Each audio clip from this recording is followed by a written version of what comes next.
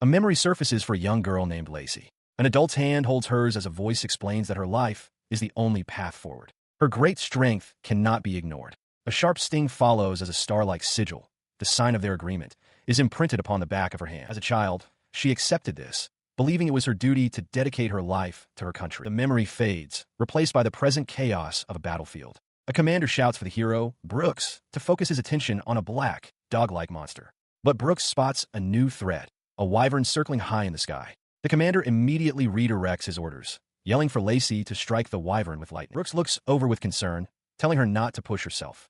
Unfazed, she replies that she will strike once it is paralyzed and begins to fall. In response, Lacey summons a massive magic circle in the clouds.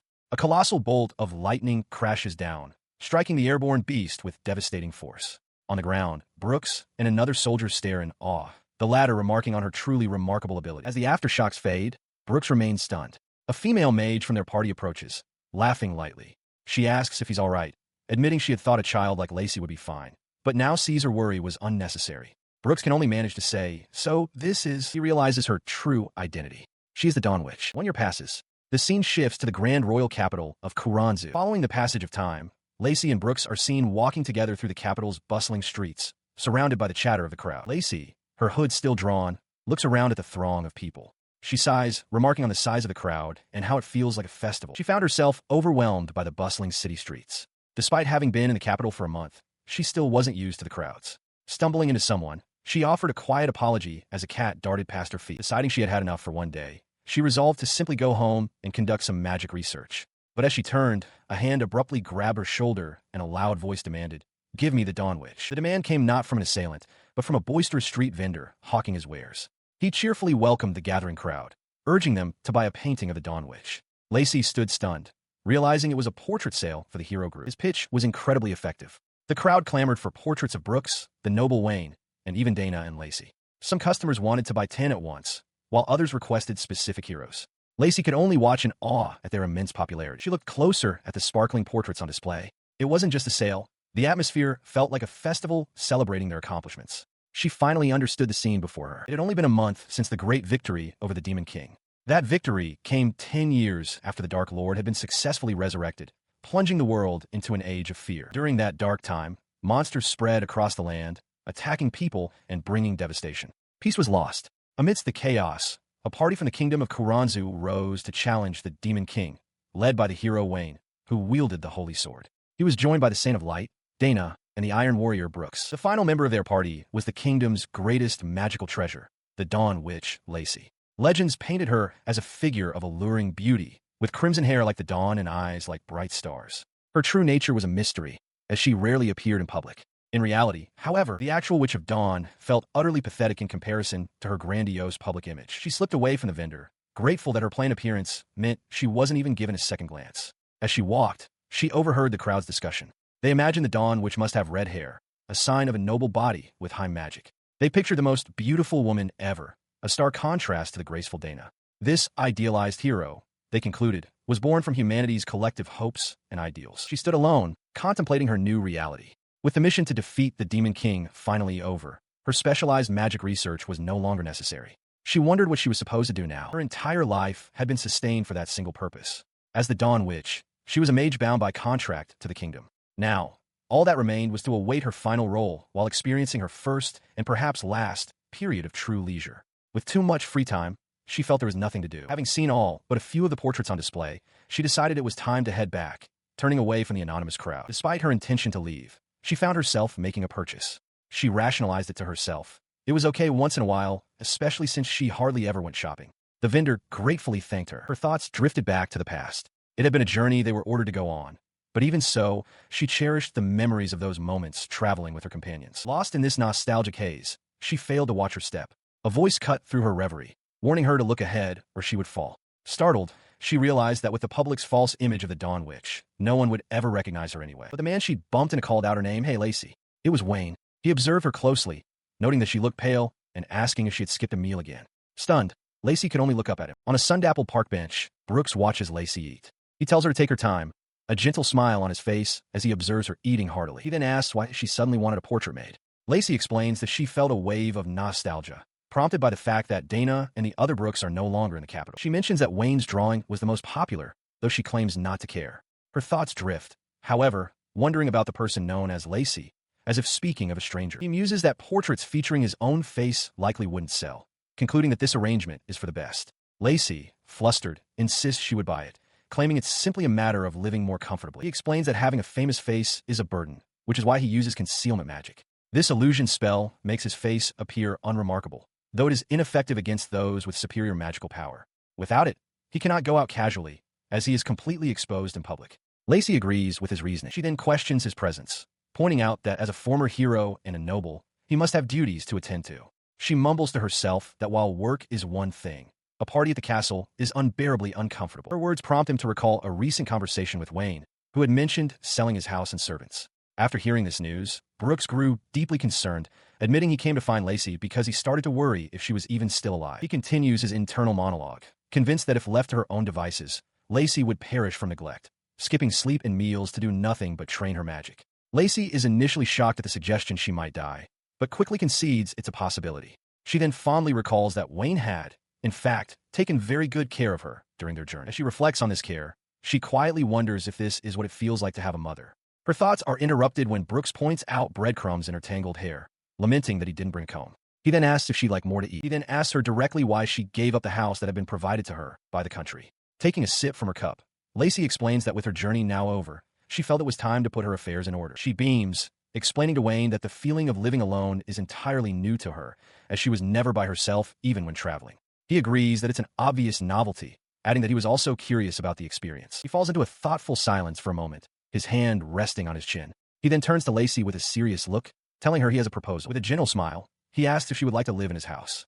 The offer is so unexpected that it leaves her completely stunned and speechless. Recovering from her surprise, she quickly realizes this must be his second house, meaning she wouldn't need to be formally served as a guest. Wayne confirms this, noting it's more comfortable and less expensive than an inn. He assures her she is free to use any of the supplies, including books, food, and anything else she might find. Seated together on a bench, she thanks Wayne for the offer, but politely declines. She explains that her current lifestyle is only temporary, as it will only last until she gets married. The news of her impending marriage leaves Wayne visibly shocked. Lacey clarifies that she will be wed in about a month or two to Lord Lamond of the DJ ducal family. She asks if she had mentioned it before, and he quietly confirms that she had. Her words trigger a memory from a few days prior. She had arrived at a grand mansion to pay her respects before her return to the capital and was asked to wait inside. Waiting alone in the silent, opulent room, she reflects that the mansion always shines like a treasure chest. Despite having worn her best dress for the occasion, she feels entirely out of place. The silence is broken by the creak of an opening door. Lord Lamond enters, greeting her warmly and expressing his relief at her safe return. He remarks that the capital is buzzing with talk of her party's adventures and that many of his friends are fans of the renowned Dawn Witch. She continues, however, by pointing out a problem. The famous hero everyone knows is a red-haired beauty. Because of this discrepancy, he confesses he is struggling with how to introduce her. His gaze falls upon a staff resting nearby, and Lacey's expression shows she understands the implication. She listens as Lord Lamond acknowledges her accomplishments, praising her for slaying countless monsters and saving the world with her staff. He expresses his pride, but his tone shifts. He notes the lingering scent of monster blood in the house, a smell he finds unpleasant, and asks her to avoid bringing it back in the future. Lacey quietly agrees, understanding this is part of their engagement. The reason for such an unusual arrangement, an engagement between a commoner and a member of a ducal family, was singular and strategic. It was known that Duke de Chiffon himself had petitioned the king to allow the union, as a high level of magical power is a significant symbol of status among the nobility. With the Demon King now defeated, Lord Lamond clarifies her new purpose directly to her. Her role is to bear an heir, a child who will inherit his own formidable magical power. She processes his words, her expression somber. This, she realizes, is the final role she has been given. The memory fades, returning her to the present moment with Wayne. She holds her cup, lost in thought, her silence drawing a concerned gaze from him. He finally speaks, calling her name to get her attention. He questions her, recalling that her engagement was her reward from the king for defeating the Demon King, yet she had also claimed to have made no requests. His question catches her off guard. He presses further, asking if she truly intends to go back on her word to the king and urges her to reconsider her decision. She sets her cup aside with a soft clink. She assures him it's fine, but admits there is something she needs to ask of him. Unwrapping a bundle, she reveals her old wooden staff and makes a request. She wants him to use his magic to burn it, explaining that she cannot take it with her to the Duke's household. The request stuns him, and he immediately refuses. Lacey's hands tremble as she holds the staff, admitting she is conflicted but pleading with him. Despite her desperation, He turns away, his refusal firm. He elaborates on his decision, insisting that the staff is too important to destroy. He tells her to take it with her, even if she must conceal it, expressing his faith that she can manage. A small, knowing smile touches her lips as she agrees, though she quietly resolves to ask him again later, confident that the staff will eventually be disposed of. She reflected on the roles she had played, the journey with her companions, her duty as a mage, and the responsibility of defeating the Demon King.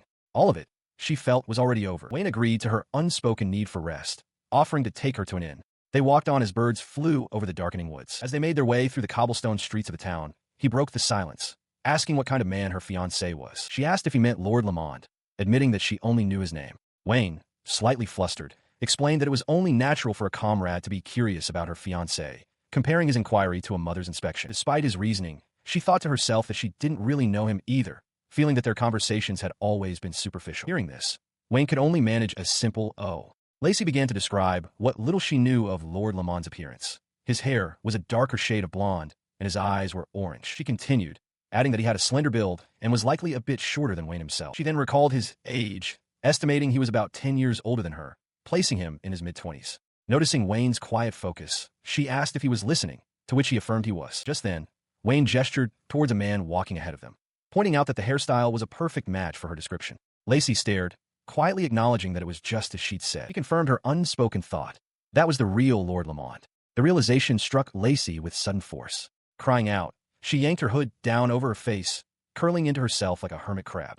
A startled Wayne could only ask what had just happened. She watched from her hiding spot as Wayne processed the scene before him. He reasoned that perhaps Lord Lamond and the Saint were just friends, walking side by side as he and Lacey had been. But another thought quickly took over. It was a secret date. Friends, he concluded grimly. The sight brought a painful memory to the surface for her. Lord Lamond and the Saint of Light in a close embrace. Wayne's voice, though distant, remarked on how close the two of them seemed. Later that night, she lay in bed, unable to shake the image from her mind. She had to admit, she wasn't surprised. Not really. It was a truth she had accepted long ago.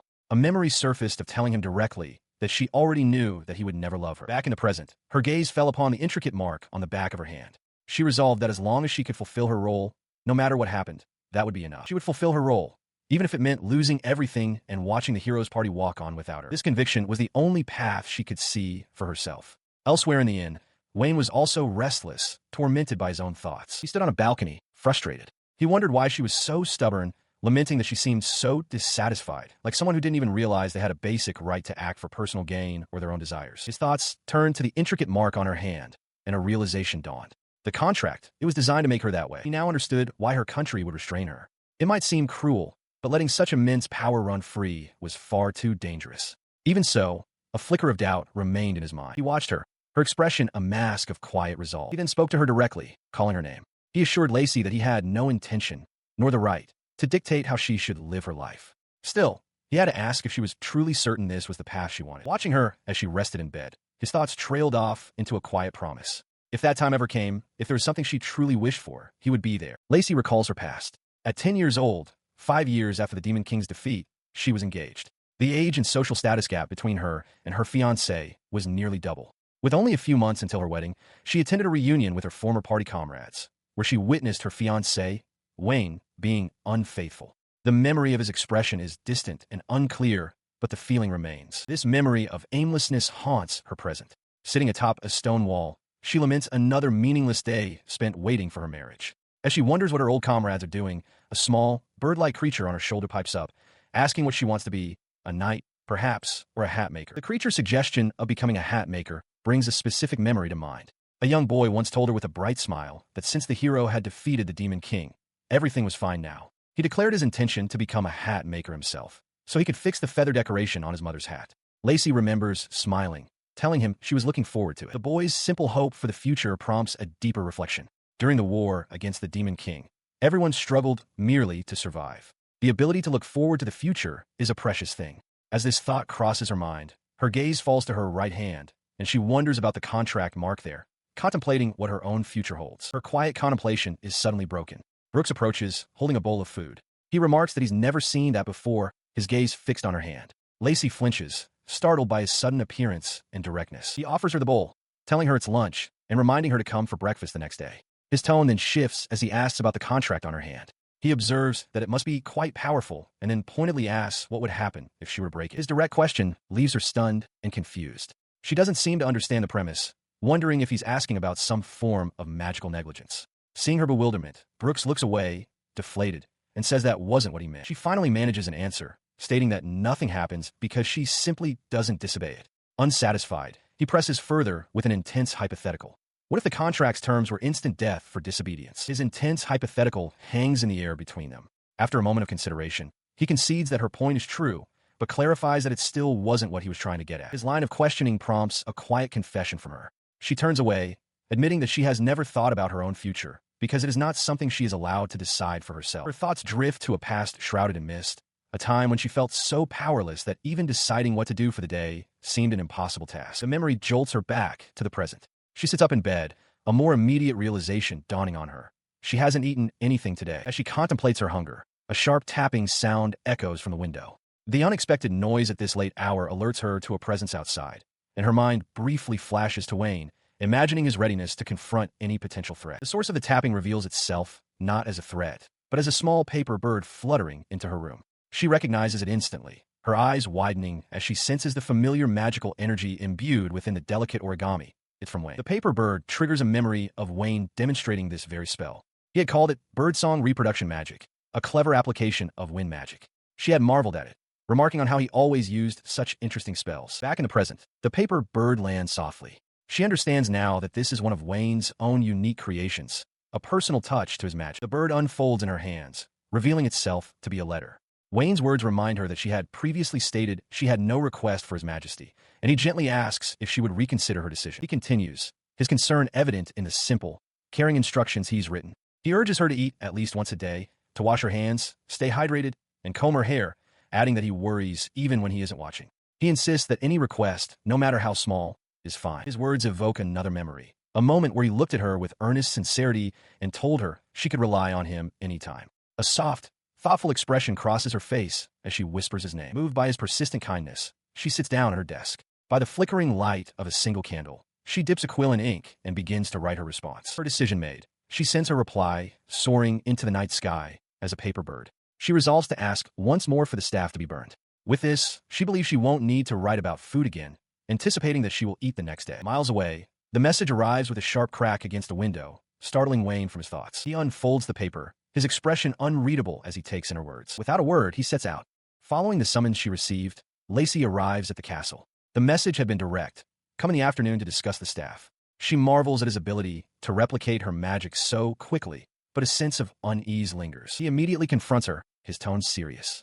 He asks if she was hurt, admonishing her for not considering the vast difference in her magical power. A paper bird, he explains, flying at such a speed could have been lethal. He warns that if she cannot even dodge that, she is not fit to be a hero. He reminds her that this warning was also in his letter, but she responds with a bright, almost unnerving cheerfulness. She agrees with his assessment, adding a simple request, that he never use that magic on anyone but her, because anyone else would surely die. Her strange confidence gives him pause. He shifts the subject, asking if she is absolutely certain about her request to burn the staff. As she confirms her decision, her knuckles whiten from her tight grip on the wood. Their conversation is overheard by a noble woman who expresses her surprise. The woman, Princess Alicia, approaches them with a warm smile. She greets Wayne, noting it has been a while since they last saw each other, likely at the victory ceremony. She gently chides him for his absence from social gatherings, mentioning that many people are eager to see him, as Lacey looks on in stunned silence. Wayne seems momentarily flustered by her attention. The princess's gaze then falls upon Lacey and her quivering staff. She asks Wayne if he is guiding a lost child, but then a look of recognition dawns on her face. She identifies Lacey as a comrade from the Demon King's subjugation, the Witch of Dawn. She is left speechless as Princess Alicia apologizes, explaining that she failed to recognize her because her current appearance differs from her official portrait. The princess dismisses the matter as a waste of time, noting they have met before, and promptly excuses herself to attend to other business. As she departs, Lacey turns to Wayne, questioning if it is wise to let the princess wander the castle grounds by herself. He brushes off her concern, stating that the princess's security is not his responsibility. His focus returns to their original purpose, emphasizing that her request is the more important issue and asking what she intends to do now. Overwhelmed by the unexpected reunion, Lacey clutches her staff tightly. Realizing she must be direct, she cries out for his help. Her plea causes her to stumble forward, overcome with embarrassment. As Wayne watches in silence, she wishes she could simply disappear. To regain her attention, he gently taps her on the head. He asks if she is familiar with the castle's training grounds, and she quietly affirms. He explains that since her staff can only be destroyed by magic, he thought the training grounds would be the most suitable location. He adds, however, that there might still be people present at this hour, a possibility that gives Lacey pause. Seeing her hesitation, he suggests an alternative, a walk to the garden on the west side of the castle. He describes it as a secluded, though not particularly well-maintained, spot where they are unlikely to be disturbed. Lacey agrees to his proposal. They proceed through the quiet, overgrown garden. As they walk, Lacey gazes at him with a gentle expression and quietly speaks his name. She thanks him, feeling more at ease. He asks for confirmation that she is all right, but before she can fully respond, Princess Alicia reappears, grabbing the staff from behind and crying out in alarm. The sudden interruption startles them both. Wayne's expression hardens, a bead of sweat tracing his temple as he stares ahead. Beside him, Lacey is frozen, her mouth slightly agape, unable to form words. The tense moment triggers a memory for Lacey. She recalls seeing Lord Lamond and Lady Alicia together, lost in a private, intimate moment. Alicia had praised Lamond's handsome appearance, her happiness evident. Watching from a distance, Lacey had been stunned, realizing the implications of their closeness. In that memory, Alicia had considered the consequences of being seen. While Lamond's previous partner was a commoner, his association with a princess was a different matter entirely. She worried that if word spread, it could tarnish the royal family's reputation. Lacey had listened, her expression somber. Back in the present, Lacey addresses Wayne, telling him to stay put. She asserts that they cannot ignore something that could harm the country. As she steps forward to confront the princess, Alicia stammers, but Lacey's determined gaze silences her. She stands before the pair, staff in hand, and asks what is happening. Lord Lamond looks down at her with a hint of amusement, while Princess Alicia gasps in shock, recognizing her. Wayne watches from the background, his expression unreadable. He closes his eyes and offers a faint, resigned smile. Lord Lamond greets Lacey, explaining with a smooth smile that it was a coincidence to meet in such a place. He claims he had simply run into Her Highness the Princess and was greeting her, then asks if Lacey has business at the castle. Princess Alicia nods in agreement with his explanation. Lacey, however, is not fooled. She recalls seeing everything. Gathering her courage, she stammers out a question about his relationship with the princess, before declaring that she is his fiancée. Her words strike a nerve. Lacey, blushing with indignation, accuses him of cheating. Lord Lamond stares down at her, his expression turning cold, while Princess Alicia looks on, thinking the situation has taken a bad turn. Wayne, clenching his fist, questions her use of the word cheating. He scoffs at her claim. He questions how she dares call herself his fiancée, sneering at her as a lowly orphan with an unknown background. He declares that her only worth is her magic power and asks if she can possibly understand the despair he felt when he was told he had to marry her. Wayne looks on, stunned into silence by the cruel outburst. He grabs Princess Alicia's hand, bringing it to his lips. He declares that he only loves Lady Alicia from the bottom of his heart, questioning what meaning there could be in a marriage without love. The princess looks on, startled by his sudden declaration. His tirade continues, directed at Lacey. He explains that this is the reason he cannot be with her, calling her an unattractive and scrawny woman whose touch gives him chills. He scoffs at the idea of a marriage decided by a failing king and vows that he will definitely have it annulled. As he shouts, Lacey flinches, but his outburst is cut short by the arrival of Wayne. The hero greets him with a calm smile, asking if he has finished his business. Wayne's eyes then shift, recognizing the person standing nearby. Lacey gasps internally, identifying him as Wayne. After Lamond and the princess depart, Wayne walks with Lacey. She remarks that their hasty exit is what one might call running like a rabbit. He dryly adds that such a comparison is insulting to rabbits. She muses that Lamond's sense of taste must be flawed, but Wayne clarifies his point. He explains that he wasn't saying Lamond was wrong, but that for her, the words were far more than a simple insult. He then asks what she plans to do about the situation. Lacey explains that since the engagement was decreed by the king, it cannot be annulled so easily, regardless of Lord Lamond's wishes. Wayne presses further, asking if she personally wants to go through with the marriage. Visibly distressed, Lacey stammers, insisting that her personal desires are not a factor in the matter. She explains that marriage is an inevitability for her. If Lord Lamond were to seriously reject her, they would be unable to have children. This, she thinks, would be a problem, as it would prevent her from fulfilling her designated role. Her thoughts drift back to the past. She recalls that when she first met Lord Lamond, she had felt happy at the prospect of their union. The memory fades, leaving her looking up at Wayne, her expression filled with a deep and troubled uncertainty. She reflects on her situation, her hand trembling slightly. She had long ago abandoned any hope of being loved, but she never imagined she would be so openly despised. Her quiet contemplation is broken by Wayne's voice. He declares that he cannot simply ignore her plight and intends to seek the king's permission to intervene, calling her name to get her attention. He gently takes charge, asking her to entrust the matter to him for the time being. He explains his plan to also request a formal audience with His Majesty,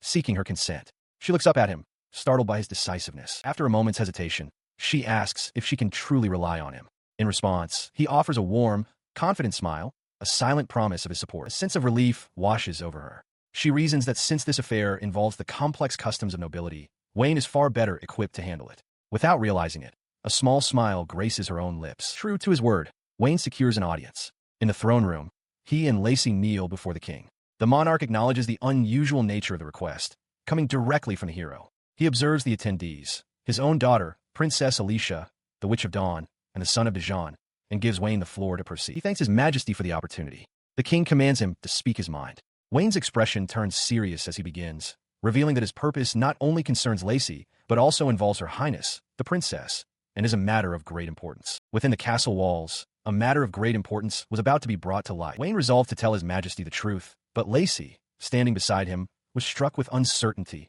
wondering what she should do. They were soon kneeling in the grand throne room before the king and Princess Alicia. The king observed the trio, Wayne, Lord Lamond, and Lacey, and mused that the situation had grown far larger than he had anticipated. Despite the tension, Wayne wore a bright, determined expression, ready to proceed. In stark contrast, Lord Lamond sweated nervously, while Lacey's worried gaze darted between them. He began his address to the throne, stating that he had heard the engagement between the Dawn Witch and Lord Lamond, the legitimate son of Duke Dejafin, was a decision made by the king himself. Wayne then revealed the critical detail. It seemed Lord Lamond was already in love with someone else. The king slammed his hand down with a thud, his voice booming as he demanded if what he heard was true. Wayne flinched at the sudden outburst. Under the weight of the king's gaze, Lord Lamond stammered, unable to form a clear response. He pleaded with His Majesty not to misunderstand the situation. However, the king clarified that he did not mean to blame him. His gesture was open, his thoughts turning towards what was best for the future of the kingdom. He continued, explaining that while the engagement was arranged for a purpose, an engagement should bring happiness. If it instead destroys true love, it is a tragedy. He simply wanted to give Lord Lamond a chance to explain himself. Princess Alicia listened with concern, and Wayne gasped in surprise at the king's unexpected understanding. Emboldened, Wayne declared that the king was right and that he fully understood the necessity of noble marriages. Lacey then asked to speak as well. Wayne addressed Princess Alicia before continuing, confessing that he has found his own destiny.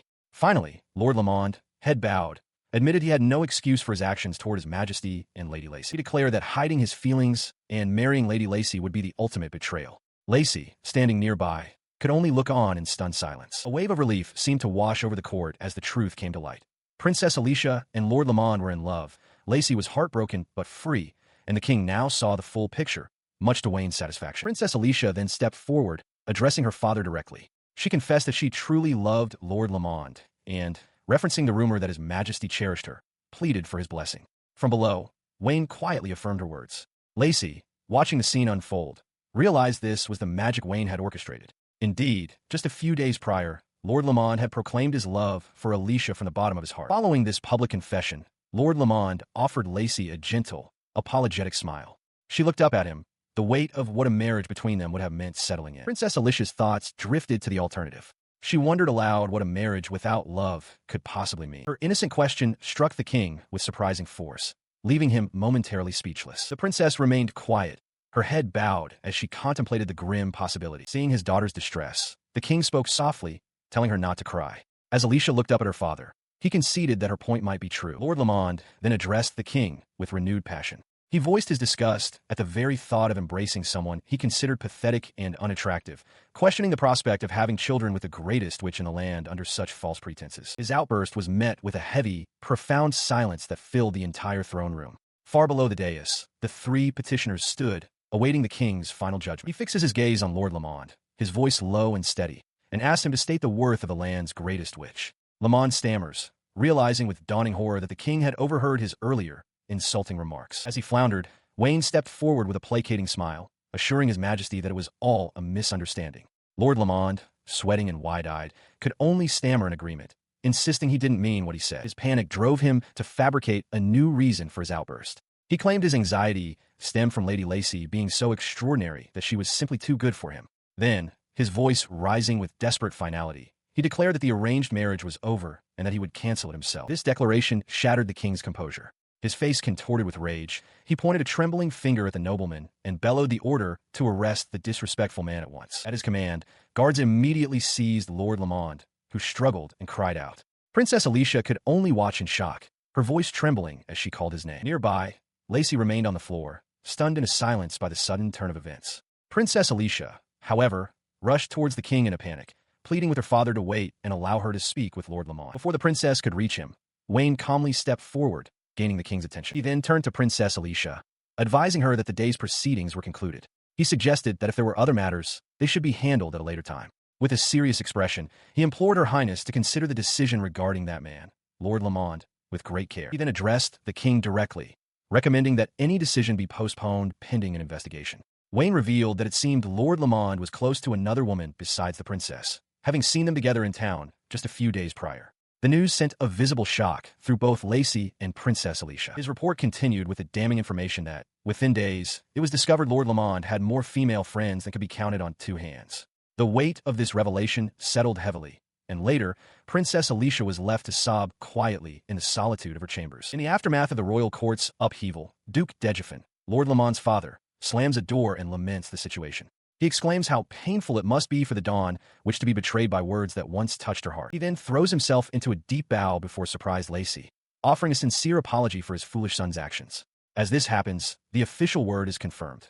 Lord Lamond has been disinherited, and his engagement to Lacey is formally annulled. Sometime later, as Wayne walks through a peaceful landscape, he reflects on the recent turmoil. He remarks to his small, drooping companion that the events of the past few days have been even more exhausting than defeating the Demon King. He glances over at Lacey, who now walks beside him through the tall grass, a gentle smile on his face. She breaks the silence, reflecting on her former fiancé's actions. She muses that Lamond was truly foolish to have also pursued the princess. He readily agrees, adding his own sharp critique.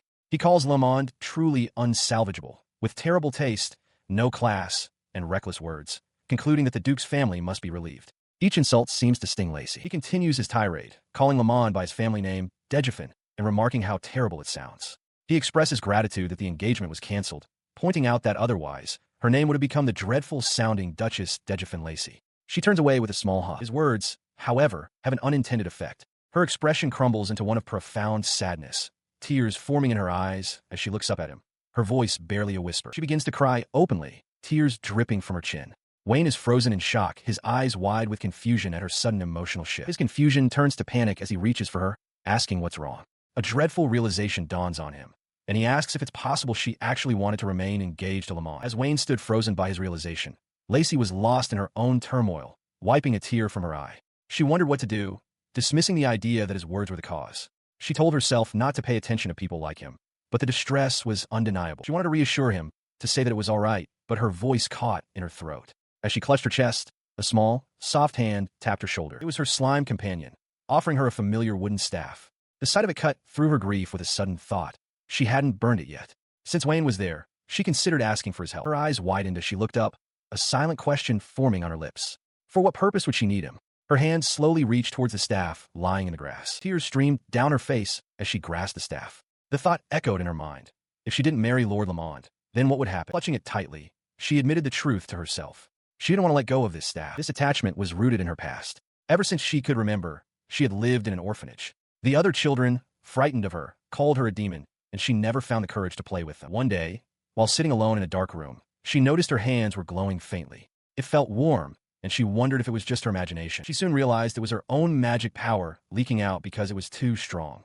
Her solitude was broken when the orphanage matron found her, asking in surprise why she was sitting there. The matron explained that the results of her magic measurement meant she had to be monitored by the state. From that day forward, she was given a lifelong duty to train her magic skills. She immersed herself completely in magic research and training, forgetting to eat or sleep. By the time she no longer felt hunger or fatigue, she had already become the strongest witch in the kingdom. Her new status brought new duties. A heavy gate creaked open, and she was brought before the throne, where she was formally engaged and assigned to the Demon King subjugation team. This assignment required her to leave the capital. As she stepped onto the cobblestones, she felt a pang of fear.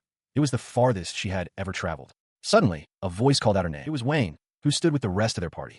He urged her forward with a simple, "Let's go." A sudden gust of wind swept past as she took a step to follow, her hair flowing behind her. Looking up at the vast sky stretching out before her, she realized for the first time that anxiety and hope could feel remarkably similar. Their journey together was filled with new experiences. She watched her companions laugh and drink at a tavern, observed Dana's quiet grace, and stood by as Wayne and Brooks consulted a map in the woods. As they crossed the border, the road stretched from her footsteps into the future. She felt the warmth of her companions beside her, and the wind carried a different scent. She smiled, clutching the staff that now held all of these precious new memories. But the smile faded as another memory surfaced. A time she felt lonely while looking at a portrait of a beautiful Dawn, a woman with strong eyes who was admired by everyone. She had wondered what kind of future was reflected in that woman's gaze. She now understood the truth. Her future was predetermined, to marry and have children as ordered. Even with her engagement to Lord Lamont cancelled, they would just assign her another partner. Nothing would change. Her life had already been decided. Her despairing thoughts are swept away by a sudden gust of wind, carrying with it the memory of a different time. The memory takes her to a sunlit hill, where she sat beside Wayne amidst a field of wildflowers. In that moment, tears streamed down her face as she wished aloud for a life of freedom, to walk wherever her eyes took her, unbound by anyone. The weight of her sorrow became too much, and she collapsed against Wayne. He called her name, his expression filled with concern as a single tear fell from her eye onto the magical crest on her hand. As she fell, the sensation was not of impact, but of gently floating, as if held by an unseen force. The sensation was his magic. Wayne held a small, shimmering orb of light in his palm, having caught her before she hit the ground. She looked up at him, her eyes wide with surprise. He looked at her with a gentle smirk, asking if she thought he was pretty skilled. A light blush appeared on her cheeks as she let out a small, amused laugh. She agreed, adding that she found his magic to be quite interesting. Wayne seemed to ponder her words, simply replying, "Is that so?" He began to explain, his gaze distant. He confessed that when he was little, he was actually bad at magic, and his innate power was weak. He continued, revealing that as the second son, his parents never had high expectations for him. This lack of pressure led him astray, and he began using cheap tricks like concealment magic to mess around and frighten people. He continues his story, explaining that his magic never developed beyond what he could do as a child. Lacey playfully retorts, asking what he takes her for, reminding him that he was once a kid, too. He admits with a gentle smile that he never imagined he would become a hero. His reflection is cut short as Lacey speaks up, a new resolve in her voice, stating that she has a wish she wants to make. As they sit together in the grassy field, she clarifies that her desire is no longer about burning her staff. She has a new wish. Her gaze drifts upward toward a lone bird soaring in the sky. A different path, she realizes, is now open to her. With a surge of emotion, her eyes wide with newfound hope, she declares her true desire, to try living, to walk freely as an ordinary person, simply as Lacey. He listens intently to her heartfelt plea, his expression thoughtful as he processes her words. Without another word, he reaches down and firmly takes her hand, calling her name to get her attention. A reassuring smile spreads across his face. He tells her it's all right and promises to help her achieve her wish in any way he can, urging her to keep looking forward. Her heart beats faster at his words. His grip on her hand tightens, a silent, firm promise of support. A bright, hopeful smile lights up her face as she agrees. Standing together, hand in hand, they prepare to take the first step forward. As the carriage rattles along the path, Lacey looks out at the passing scenery, her small slime companion resting beside her. She remarks that they have traveled quite far from the capital and wonders aloud how much longer their journey will be. Her companion expresses shock, exclaiming that it would have been dangerous for her to walk, especially since she didn't know how to ride. Lacey calmly confirms that she had originally planned to travel on foot, having shrunk and stored her staff to make it easier. She gazes out at the forest, reflecting on her journey. Traveling by carriage is faster, and she doesn't have to worry about getting lost. She concedes to herself that Wayne's suggestion to take the carriage was a good decision after all. Her thoughts drift to her destination, the place where she will be living from now on. The memory shifts, pulling her back to an event 1 week ago, her hand resting on her cloak, covering a distinct mark. In the throne room, she stood before the king.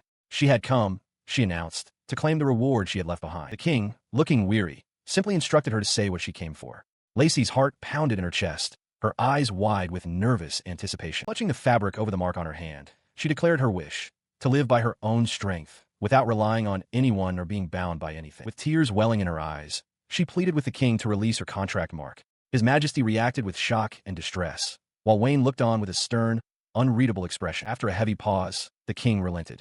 He addressed her as Lacey, the Dawn Witch, acknowledging her long and faithful service. As a reward for defeating the Demon King, he declared he would erase her contract mark and grant her a new name as proof of her freedom. The mark shattered into fragments of light as the king bestowed her new name, Lacey Estelle.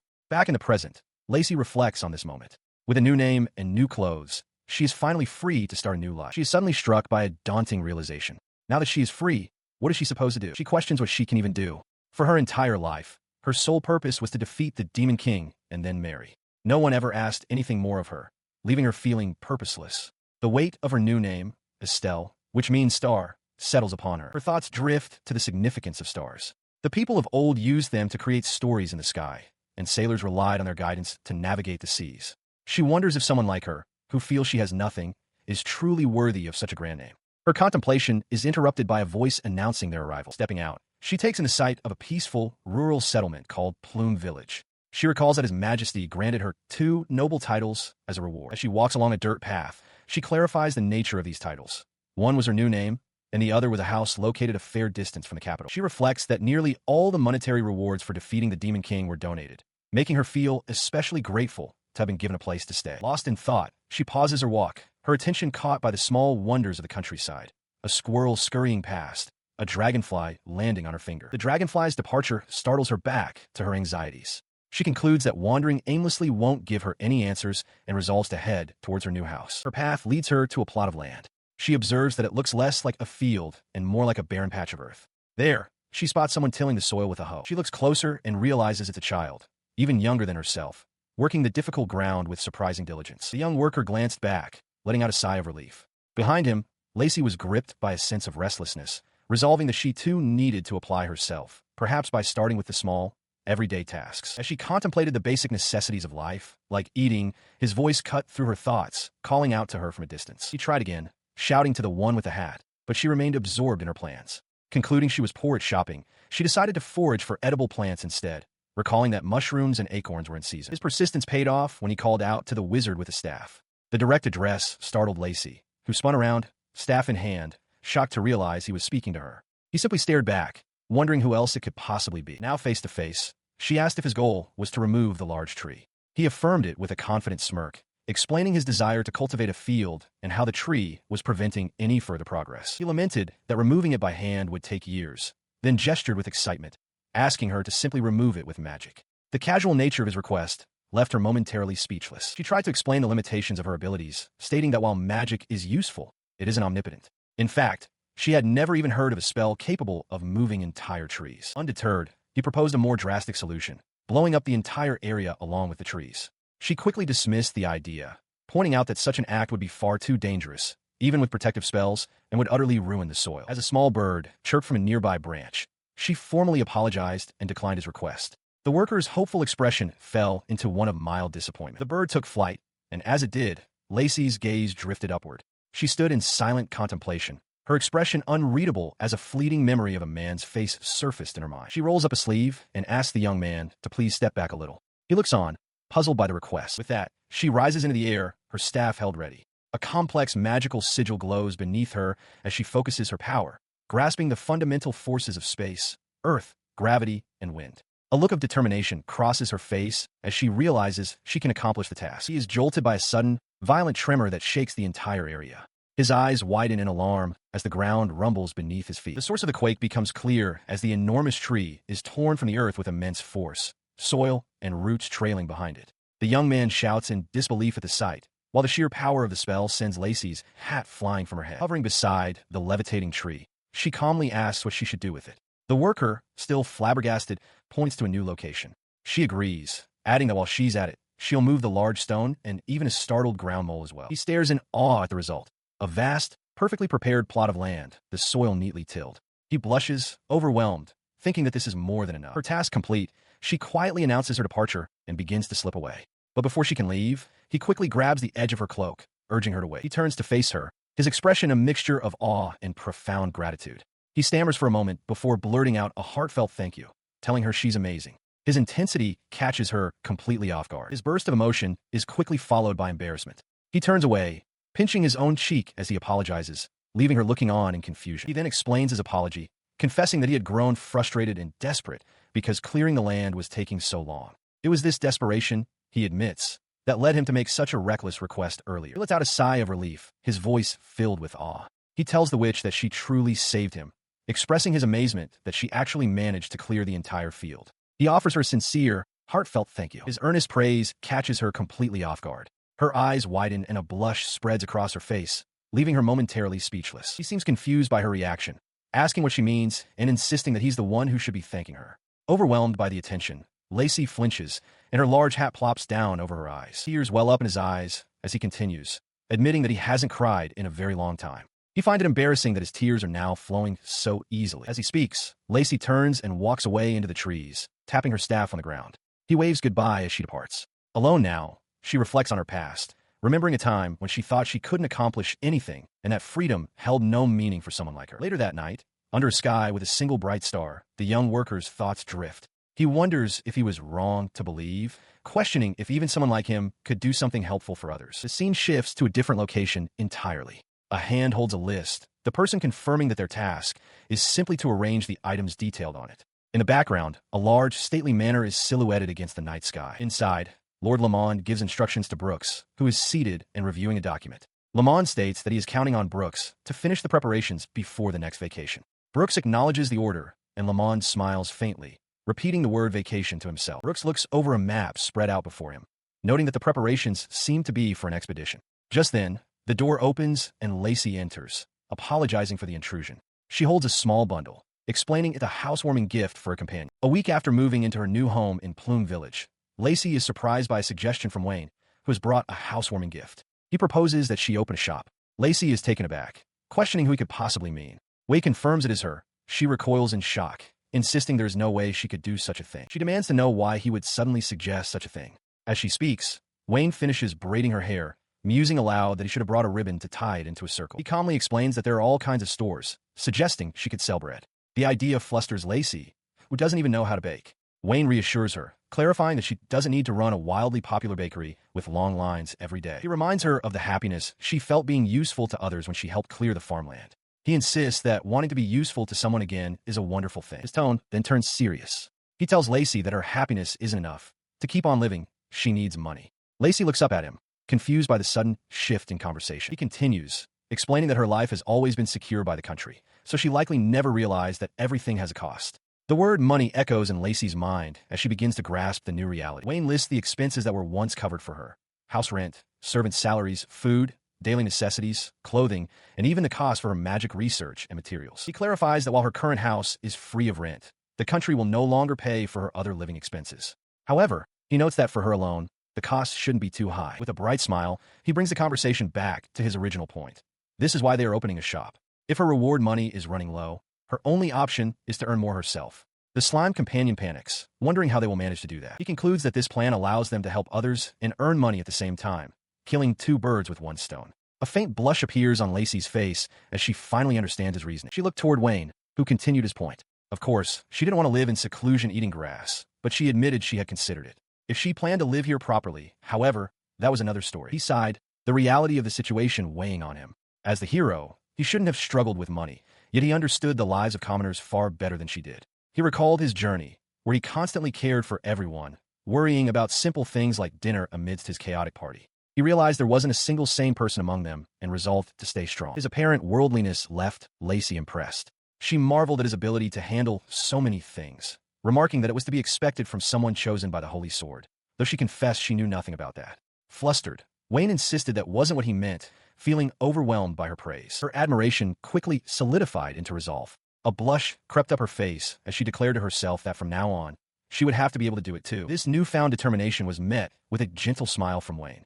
Internally, however, Lacey was in turmoil, her mind a whirlwind of conflicting thoughts: motivation, duty, impossibility, and despair. He seemed to notice her internal struggle, advising her to take things slow and start with what she could manage. As he spoke, however, his gaze drifted out the window, a thoughtful expression crossing his face. His thoughts turned to the changing seasons. The wind that morning had been cold, a sure sign that winter was approaching. With this in mind, he decided on the first step for Lacey. She needed to get used to her new life. He reasoned that she should start by increasing her body's resistance, so she wouldn't get sick easily. She listened to his thoughtful plan, her cheeks flushing as she quietly murmured his name. Her quiet reaction seemed to trigger a sudden, sharp realization in him. His gentle expression vanished, replaced by one of intense seriousness. He leaned forward abruptly.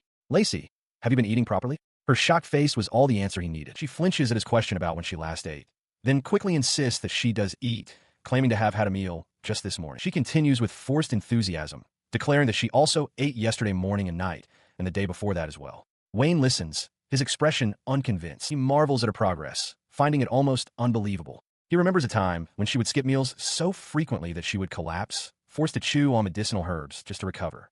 To him, this change is an incredible sign of growth. His suspicion returns, and he presses her for details. What exactly did she eat this morning? And yesterday? And the day before that? Her answer for every meal is the same: carrots. He pauses, then concedes that as long as the cooking method was varied, it should be acceptable. Lacey, seemingly oblivious to his concern, grins with a piece of carrot in her hand. As she happily crunches on the raw vegetable, Wayne watches her, his expression turning serious and contemplative. He presents her with a beautifully cooked meal.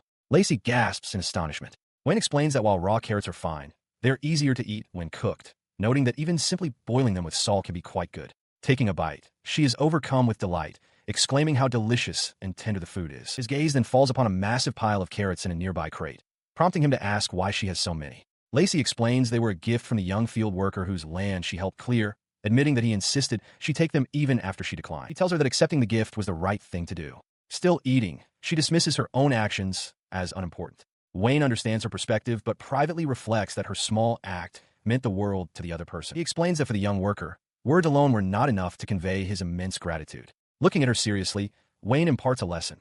Properly accepting that gratitude is just as important as giving help in the first place. As she absorbed his lesson, Wayne continued, asking if during her travel she had ever experienced villagers offering her food. Lacey recalls a memory of a celebratory feast, looking startled by the question. She quietly confirms that what he described was gratitude. However, she admits she never participated, recalling being told that because she was young, she should focus on training herself instead. Hearing this, Wayne stands in the kitchen, his back to her, lost in thought. He reflects that life isn't just about money and work, wondering how many feelings from others he has overlooked until now. He resolves to at least clean up the kitchen. She continues her own train of thought, admitting she didn't even understand her own feelings. She compares it to noticing a spider web in a bucket, a simple observation she would have missed. Overwhelmed by the mountain of things to do, she takes a deep breath. Remembering Wayne's advice to start with what they can, she dashes forward, ready to help with the cleaning as he points her toward his starting task. Later, as dawn breaks, they sit together. Lacey asks with surprise if he is leaving already, suggesting he could relax for longer. Wayne, looking over documents, explains that while he wanted to, he must head directly to an expedition site. He elaborates that there is a troublesome monster in the Northern Territories. As he speaks, the vast, mountainous landscape of the region comes into view. He adds that there is talk it might be a subordinate of the demon race. He anticipates her confusion, confirming that while they did defeat the demon race, they did not wipe out all of their subordinates. He explains that with the demon race gone, the power of these remaining subordinates will gradually weaken. He concludes that until they fade, they will have to deal with them as they come, calling it their final struggle. It seems, he says, that he will be on expeditions for a while. Lacey listens with a look of deep concern. As he departs, she quietly wishes him to take care.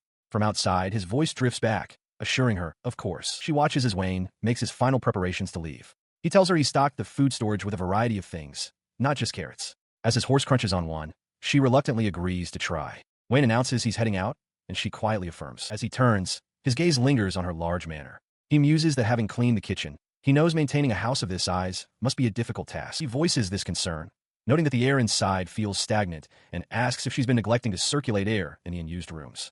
Flustered, Lacey quickly tries to change the subject to something more important. Her attention is on a jar of medicinal herbs she found. She wonders if he should take them, but Wayne smiles and insists she keep them, explaining his own supplies are already packed with the expedition unit. He offers one last piece of advice, cautioning her that living alone is unpredictable and that she must be careful. The earnest warning feels almost motherly to her, and she quietly agrees. Breaking the serious mood, she compliments him on his new clothes. He smiles in return, telling her that her hat is cute. The unexpected compliment catches her by surprise, bringing a faint blush to her cheeks as she touches the brim of her hat. With their goodbyes said, she waves and calls out a final thank you to Wayne as he rides off into the distance. His reply, a simple "you're welcome," carries back to her. Now alone, her expression hardens with resolve. She tells herself that she can't keep running away or believing she is incapable. With this newfound determination, she turns to face the imposing manor. Though it's late, she decides cleaning must come first, before any thoughts of opening a shop. She throws the doors open with a resounding slam, ready to tackle even the most trivial of tasks. She stood alone in the vast, silent manor, the sheer scale of it pressing down on her. A long, dark hallway stretched out, lined with countless doors. A creak from a ceiling fixture echoed in the quiet, making her feel even smaller. She thought to herself that it would have been better if the house wasn't so grand. Overwhelmed, she wondered where she should even begin. Observing a distant disturbance in the forest, the female mage remarks that the young magic user is still training. She wonders aloud if magic requires any rest, prompting her to decide to call the girl back, kindly intending to set aside a portion of their meal for her. Brooks finds Lacey by a stream and calls out to her, asking how long she intends to keep practicing. He notes that while training is fine, she has become so absorbed that she is forgetting to eat, calling her a complete magic fanatic. His words startle her. She turns to face him, a bead of sweat on her cheek, her eyes wide with surprise. He notices her flustered reaction and asks what is wrong. Lacey stammers, realizing his concern wasn't simply about her missing a meal. As they walk together through the woods, he presses the issue, observing that she didn't look like she was enjoying her training or truly absorbed in it. He asks directly if she even likes magic, a question that catches her completely off guard. He continues his questioning, asking how recklessly she has been living her life. He states that her talent, even as the #1 magician in the country, is not enough on its own. He then asks her a pointed question. For what purpose does she pursue such reckless training at her age? The directness of his inquiry leaves her stunned. His question sends her mind reeling. She reflects on how strange her life has become. Just a few weeks prior, her life was not her own, and if events had proceeded as planned, she would have been married into the Dejafan family by now. She recalls the whirlwind of events that led to her current situation, the annulment of her engagement, the release from her contract, and gaining her freedom with the help of Wayne, a companion from the journey to defeat the Demon King. Now, she's moving on, vaguely trying to find her own path. The full weight of this new life suddenly presses down on her. The need for social relationships, a sense of purpose, a reason to live, work, food, and money. She realizes with a sweat that freedom is far more difficult than she ever imagined. She had never expected such hectic days. Standing before a large house, she reflects that the recent chaos has been a distraction. But in the quiet moments, a stark reality begins to sink in. She is here, and she will be living all alone. She closed her eyes, imagining a serene presence filling her new home, a peaceful ideal for the space she now occupied. This vision of tranquility, however, was a far cry from the reality she faced. The only clean area was the one Wayne had tended to, and she knew that to live properly, she had to take care of the rest.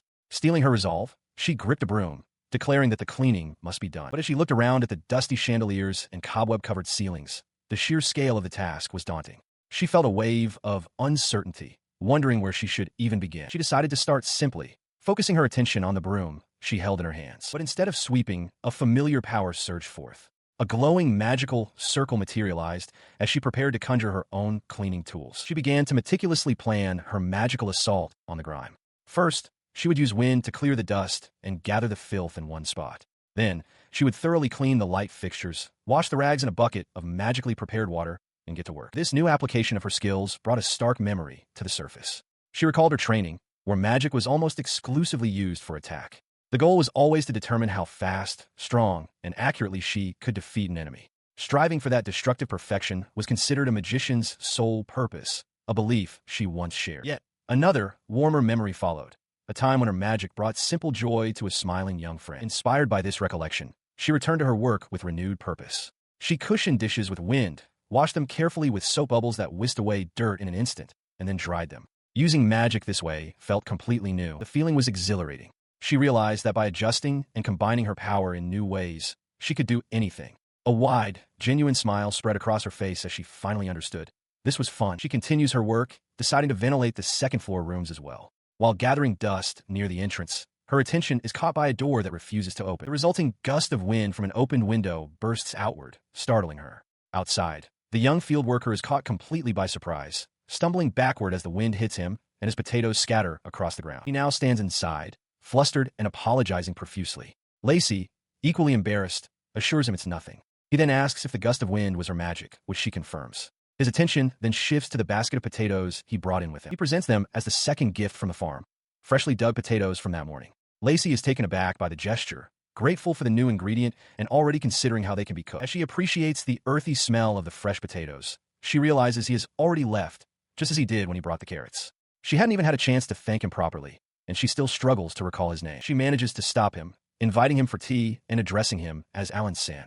He accepts, but Lacey immediately feels a wave of anxiety, realizing she has no idea how to properly prepare tea, the right amount of leaves, or the correct water temperature. As they sit together, Alan remarks that the mansion seems cleaner. Lacey is surprised he noticed. He agrees that might be part of it, but senses there's another reason for the change in atmosphere. He explains that the mist surrounding the property used to make it feel gloomy and heavy, giving him an unwelcoming feeling that made him reluctant to approach. Lacey listens intently, steeping the tea. He then smiles warmly, realizing he hasn't properly introduced himself. He states that his name is Lacey, before quickly correcting himself with a laugh and saying his name is Alan. He then says her name, Lacey, with a look of recognition. His words leave her stunned.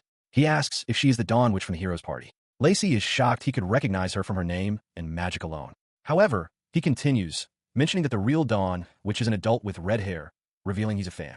He muses that if he had another sister, he'd name her after the witch, making Lacey realize he doesn't believe she is the genuine article, but perhaps someone named in her honor. She listened, flustered, as Alan continued to praise the Dawn, which, gushing that he'd heard she was not only the strongest, but also the most beautiful woman in the world. Internally, Lacey dismissed it as a mere rumor, stealing her resolve to absolutely keep her identity a secret. Trying to change the subject, she silently offered him a cup of tea. He accepted it with a simple thanks. As he drank, a thought crossed her mind. She wondered why, despite using the same tea leaves, it tasted completely different from the tea Wayne used to make. Her guest, however, had his own reaction. After a sip, his eyes widened in surprise, and he thought to himself that he should have asked to learn Wayne's brewing method.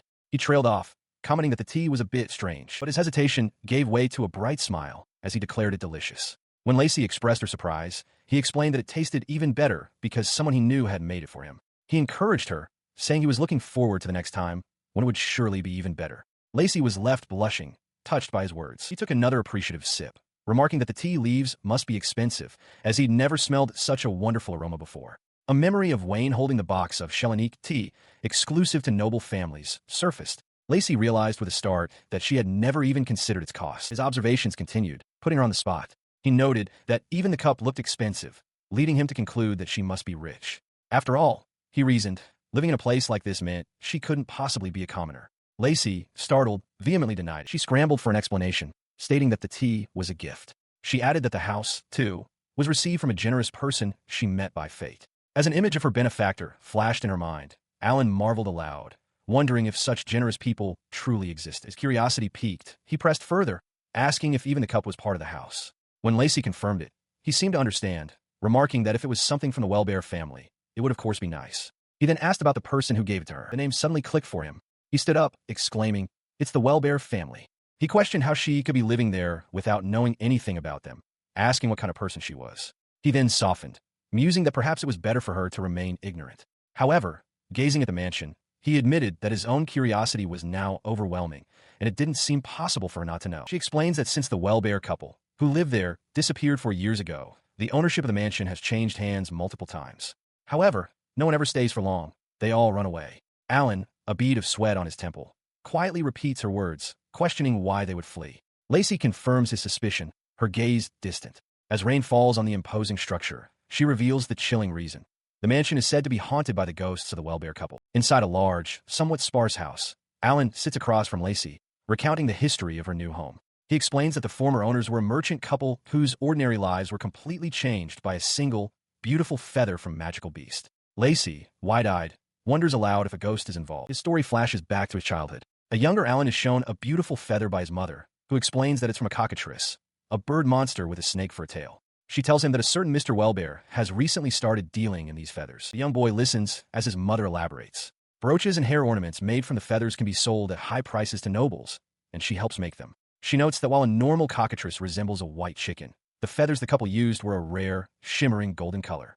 The boy, captivated, thinks about making a hair ornament himself. This lucrative trade brought immense wealth. The couple, the Welbears, built an impressive mansion, a testament to the prosperity the rare golden feathers brought to the entire village. The prosperity was celebrated by all the villagers, who credited Lord Welbear for their good fortune and even suggested renaming the village.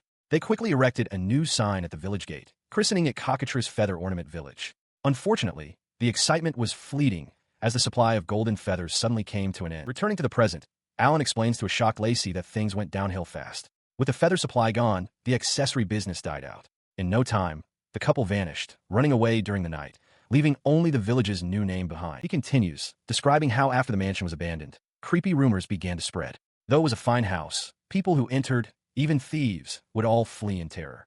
Lacey realizes he is talking about the very mansion they are in now. His voice drops as he reveals the rumor's dark core. He claims Welbear didn't just run away in the night.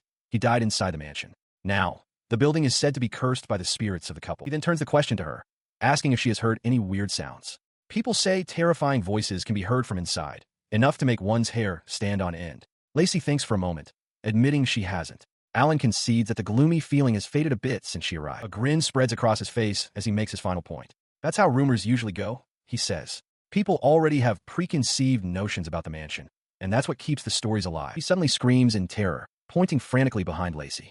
He shouts for her to look out, but she turns to find nothing there. Trembling, he insists he saw a shadowy human figure and urges her to get out of the mansion with him. In the relative calm that follows, Lacey sits at a table and calmly suggests that what he saw might have just been his own shadow. Alan, however, remains visibly shaken and unconvinced. He decides to leave, suddenly remembering he was supposed to help his father. He tells Lacey he will come back later if anything happens and that she is always welcome in the village. With a wave, Lacey agrees, and he runs off into the distance. Now alone in the quiet mansion, she begins her own investigation. Recalling that Wayne had mentioned the air felt stagnant, she suspects the source of the disturbance, perhaps the spirits of the deceased couple, is on the second floor. She resolves to check, prepared for the possibility of encountering an undead or a ghost. She considers the danger.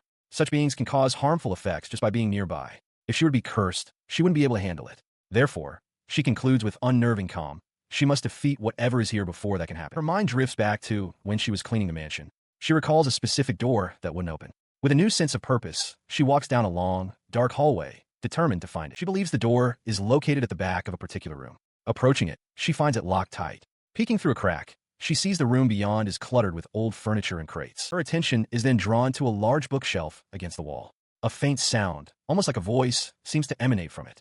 She realizes there must be something hidden there, noting that the shelf looks like a hidden door from magic tools. She pushes against the bookshelf. With a heavy groan, it slides sideways, revealing a solid wooden door hidden in the wall behind it. As she pulls the newly discovered door open, a thick cloud of dust erupts, causing her to sneeze. Before her lies a short, dusty staircase leading down into a dark, unknown space. She stares in shock. It's not a ghost, but a massive, bird-like monster, its form looming in the darkness as a low growl emanates from its beak. Her mind races, connecting the creature's appearance, patches of gold mixed with brown feathers, to the golden-feathered cockatrice Alan had described. Yet, she sees no snakes. She realizes this must be the reason for Mr. Wellbear's disappearance 3 or 4 years ago, meaning the creature has been chained in this dark space, without food or water, all this time. No wonder it's angry. The creature's head suddenly flops to the side in exhaustion. She recalls that monsters are tougher than normal animals, and mutated species possess exceptional vitality. But even so, a cockatrice isn't known for this level of resilience. Despite its weakness, the creature musters its strength, shaking as it glares at her. She confirms her assessment. As expected, it is severely weakened. Deciding on a course of action, she tells the creature she will remove the chain from its leg and asks it to stay still. The monster lets out a soft, plaintive coo, its aggressive posture softened. But as she reaches for the shackle, a flash of energy repels her hand, causing her to cry out in pain. She immediately understands the problem. The chain is imbued with a magic sealing spell. The cockatrice watches, tilting its head in confusion. As she explains, she was only trying to remove the chain. Realizing the spell is active, she resolves to destroy the chain before it can be sealed again. Summoning her staff, she unleashes a burst of power that shatters the metal links. The cockatrice is finally free, and she watches with a sense of relief. Her relief is short-lived. The newly freed cockatrice immediately turns and pecks aggressively at her small slime companion, which wails in distress. Lacey looks on, exasperated by the creature's antics. She shouts at the bird monster, warning it to stop or she'll turn into roast. Her threat hangs in the air as the cockatrice suddenly collapses, falling limp to the dusty floor.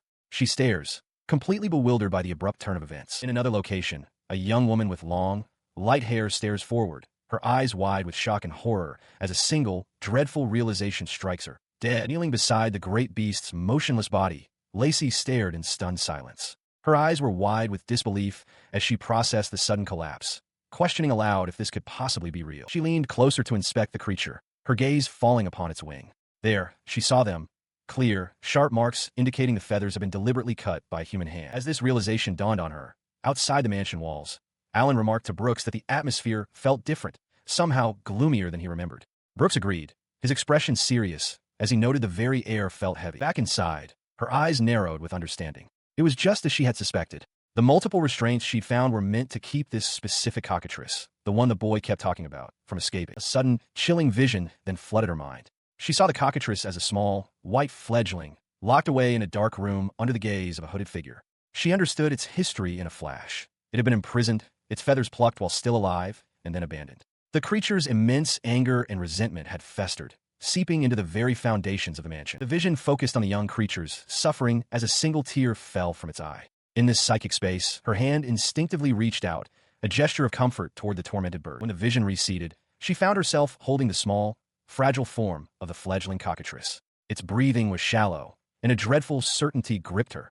If this continued, it would die. Her desperate gaze swept the room for a solution, landing on a shelf where a large glass jar sat, filled with the creature's stolen feathers. She was left wondering what she could possibly do. Lacey recalls a fond memory of a dinner she shared with Brooks. He had brought birds he'd caught and herbs from a nearby village, and they decided to roast them.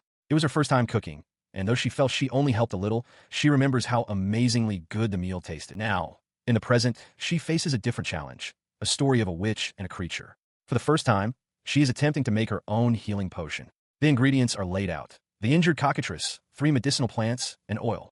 She hopes it will be enough. She glances over at the resting creature, realizing she probably shouldn't have placed it there. She quietly urges it not to go anywhere. Her gaze falls upon the medicinal plant Wayne had given her. She hadn't expected it to be useful so quickly. Brooks, looking flustered, admits he didn't realize the creatures they had hunted were birds. Lacey wonders if Wayne somehow anticipated this would happen. Inside the quiet kitchen, the steady, rhythmic sound of a knife chopping against a board begins to echo. As she works, she glances at the cockatrice resting under a cloth. She observes that in the bright light, the faint golden color of its remaining feathers is quite striking. The small creature chirps softly in its sleep. Her mind wanders, speculating on the creature's original form. Perhaps it once had a snake's tail, which was cut off to weaken it. She theorizes it might have used its golden feathers as camouflage, abandoning the form when they began to run out. She returns to her task, grinding the ingredients. She recalls Alan's story and concludes the villagers must not know the creature's true nature. She decides she'll ask them directly later, but first, she needs to help the cockatrice recover. With a final push, the healing potion is finished, a simple remedy for wounds and fatigue. However, as she tries to apply the medicine, the now awake cockatrice lets out a furious screech. It pecks aggressively at her hands as she pleads with it, insisting it's just a normal healing potion and that it shouldn't be so angry. Her efforts are futile. Lacey turns and walks away, while the small, defiant creature glares intensely at her back. It violently spat the potion out, the liquid splashing near Lacey's face. She flinched back, startled by the creature's abrupt rejection. The cockatrice glared at her, its posture defiant and hostile. Then, its energy seemed to wane as it lowered its head and fell completely silent. She cried out in frustration, bewildered that it had refused her help again. She stood uncertainly as the small creature simply looked up at her. Watching it stagger weakly, she realized its strength had not recovered at all. A simple potion should have been effective for a bird monster. A thought then struck her. Perhaps what it had lost was not an ordinary feather, but a magic one. She recalled what she knew of such things. Magic feathers, possessed by winged monsters like the cockatrice, function as a second heart, storing and channeling the body's magical energy. Losing one causes a severe drop in strength and stamina, even shortening its lifespan. A monster without its magic feathers is like a bucket with a hole, unable to retain its power. And worse, the healing potion she'd used would prevent the feather from regenerating. To regenerate its feathers, the creature would need a massive influx of magic all at once, an amount far exceeding what was currently leaking from its body. She knew the miraculous power of a holy maiden could likely heal it, but Dana was not there. All she could do was rely on her own methods. Looking toward her home with newfound resolve, she gripped a hoe, thinking it might just be enough. Her thoughts drifted to the past, when she helped Alan clear his land. The medicinal plants Wayne had given her had taken root while there. She remembered him explaining that one of them didn't need to be harvested. He had told her of their unique property. They absorb magic directly from the soil and multiply by extending their rhizome roots. A plan formed. If she infused the soil with her own magic until it was saturated, the plants that grew there would become rich with magical energy. It had to work. She begins her work immediately, planting the special rhizomes in the fertile soil outside the manor. The sun shines down as she carefully tends to the beginnings of her medicinal garden. As the seasons begin to turn, she watches over the first sprouts with a pensive expression. The leaves on the trees fall, leaving the branches bare against the sky, but the magical plants continue to grow. Winter arrives, blanketing the landscape in snow. Bundled in a heavy cloak, she continues her work, undeterred by the cold as small forest creatures watch her pass. The harsh conditions eventually take their toll. With an exhausted sigh, her breath fogging in the frigid air, she collapses into the deep snow. As she lies there, the weakened cockatrice approaches. It nudges her gently, then pecks at the ground, seemingly urging her to get up. Somehow, she makes it back inside. Wrapped in a thick blanket, she rests on the floor, recovering her strength before the warmth of a crackling fire. Later, feeling better, she eats a simple meal of boiled potatoes and soy vegetables. She remarks with satisfaction how perfectly they were cooked, then glances over at her patient. She offers some of her food to the cockatrice lying weakly nearby. After a moment's hesitation, the creature leans forward and takes a piece from the plate. A gentle smile graces her face as she watches it eat. The cockatrice taps its wing against the floor, a quiet gesture of thanks. As rain falls outside, she sits by the fire, her long project finally complete. With a look of triumph, she holds up a large, glowing potion. She knows this is it, a very strong healing potion, refined from the magic-rich plants she cultivated. This, she believes, will provide the immense magical energy needed to regenerate the cockatrice's lost feathers. She holds the freshly made potion, a determined smile on her face. In the silence of a large, empty room, she decides it's time to try it. She approaches the corner of the room where the cockatrice lies weakly on the floor, its chain discarded nearby. The creature lets out a faint, pained cry as her boot taps softly on the wooden boards. Kneeling beside it, she speaks gently, acknowledging that it has returned to the very room where it was once locked up. The cockatrice can only manage a weak cough in response. Her gaze follows the creature's own, directed towards the window. Rain streaks down the glass. She observes that the rain hasn't let up, understanding that it's not just her own feelings that are unsettled. The rain seems to have a tangible effect. The cockatrice's life force is like a small flame, trembling weakly and growing ever fainter, as if it could be extinguished at any moment. Seeing its fragile state, she gently strokes the cockatrice's head to soothe it. The creature lets out another soft whimper. She resolves to act. Apologizing for the potion's lumpy texture, she carefully pours the glowing liquid onto the creature's back. A brilliant light shines as new feathers burst forth with a crackling sound. It worked. The feathers have returned. Her elation, however, is fleeting. With a soft crack, the newly grown feather detaches from the cockatrice's body and falls limply to the floor. She stares in shock, questioning why this happened. She stares in confusion, realizing the terrible truth. Although its feathers were able to regenerate, the magic energy inside its body has not returned. If this continues, the creature will not survive. The grim realization dawns on her. It could die. Her eyes dart to the window as the rain outside becomes heavier. She wonders if this rain is disrupting the recovery. With renewed urgency, she turns back to her notes, determined to find another way. She resolved to stop the rain. With her staff in hand and a look of pure determination, Lacey Estelle prepared to cast her spell. Her name, Estelle, brought back a memory of Brooks. He had told her it was a nice name, one that suited her perfectly. She had been taken aback, wondering if a name meaning star was too exaggerated for her. He had insisted, comparing her to the beautiful and charming Lacey in a painting. He assured her it wasn't a matter of what others thought, promising that one day she would understand the name's true meaning. That promise lingered in her thoughts as she unleashed her power. A vast, intricate magical sigil materialized in the sky, and as she channeled her magic, she wondered if the later Brooks spoke of would ever truly come. With a tremendous surge, a brilliant column of light erupted from the ground, piercing the storm clouds and silencing the downpour. The pillar of light dissipated, revealing a clear, star-filled night sky. The rain had stopped. Lacey caught her breath, looking up in relief at her success. Her attention returned to the creature below. Hoping this would make things easier, she watched as it suddenly began to transform, erupting in a blinding flash of light and a flurry of feathers. The light faded to reveal not a cockatrice, but a magnificent phoenix. Its feathers shone red and gold, its tail and crest like flickering flames. Lacey stared in shock, recognizing the mythical creature whose body was weak to rain but possessed immense survival power. The creature's gaze was fierce. A realization struck Lacey. The massive energy she had released to stop the rain had been absorbed by the creature, fueling this very transformation. It was the first time she had ever seen a real phoenix. Despite its majestic appearance, the phoenix was clearly exhausted, having returned to this form for the first time in a long while. It let out a weak cry and swayed unsteadily. Filled with concern, Lacey urged it on, telling it to hold on. She watches as the magnificent phoenix takes flight, soaring over the town before disappearing into the night sky. As it leaves, her stomach rumbles loudly from exhaustion and hunger. She smiles to herself, acknowledging that it's been a long while since she's expended so much magical energy. With the crisis averted, she decides it's time to eat. While preparing a meal, she carefully tends to a bowl of potatoes, making a mental note to be careful not to make them too mushy. As she muses on her sudden hunger after days of not eating, a large, smooth egg materializes before her with a soft thud. The sudden appearance makes her tremble slightly. She stands up, staring at the unexpected object in utter confusion. Her eyes widen in disbelief as she processes what she's seeing.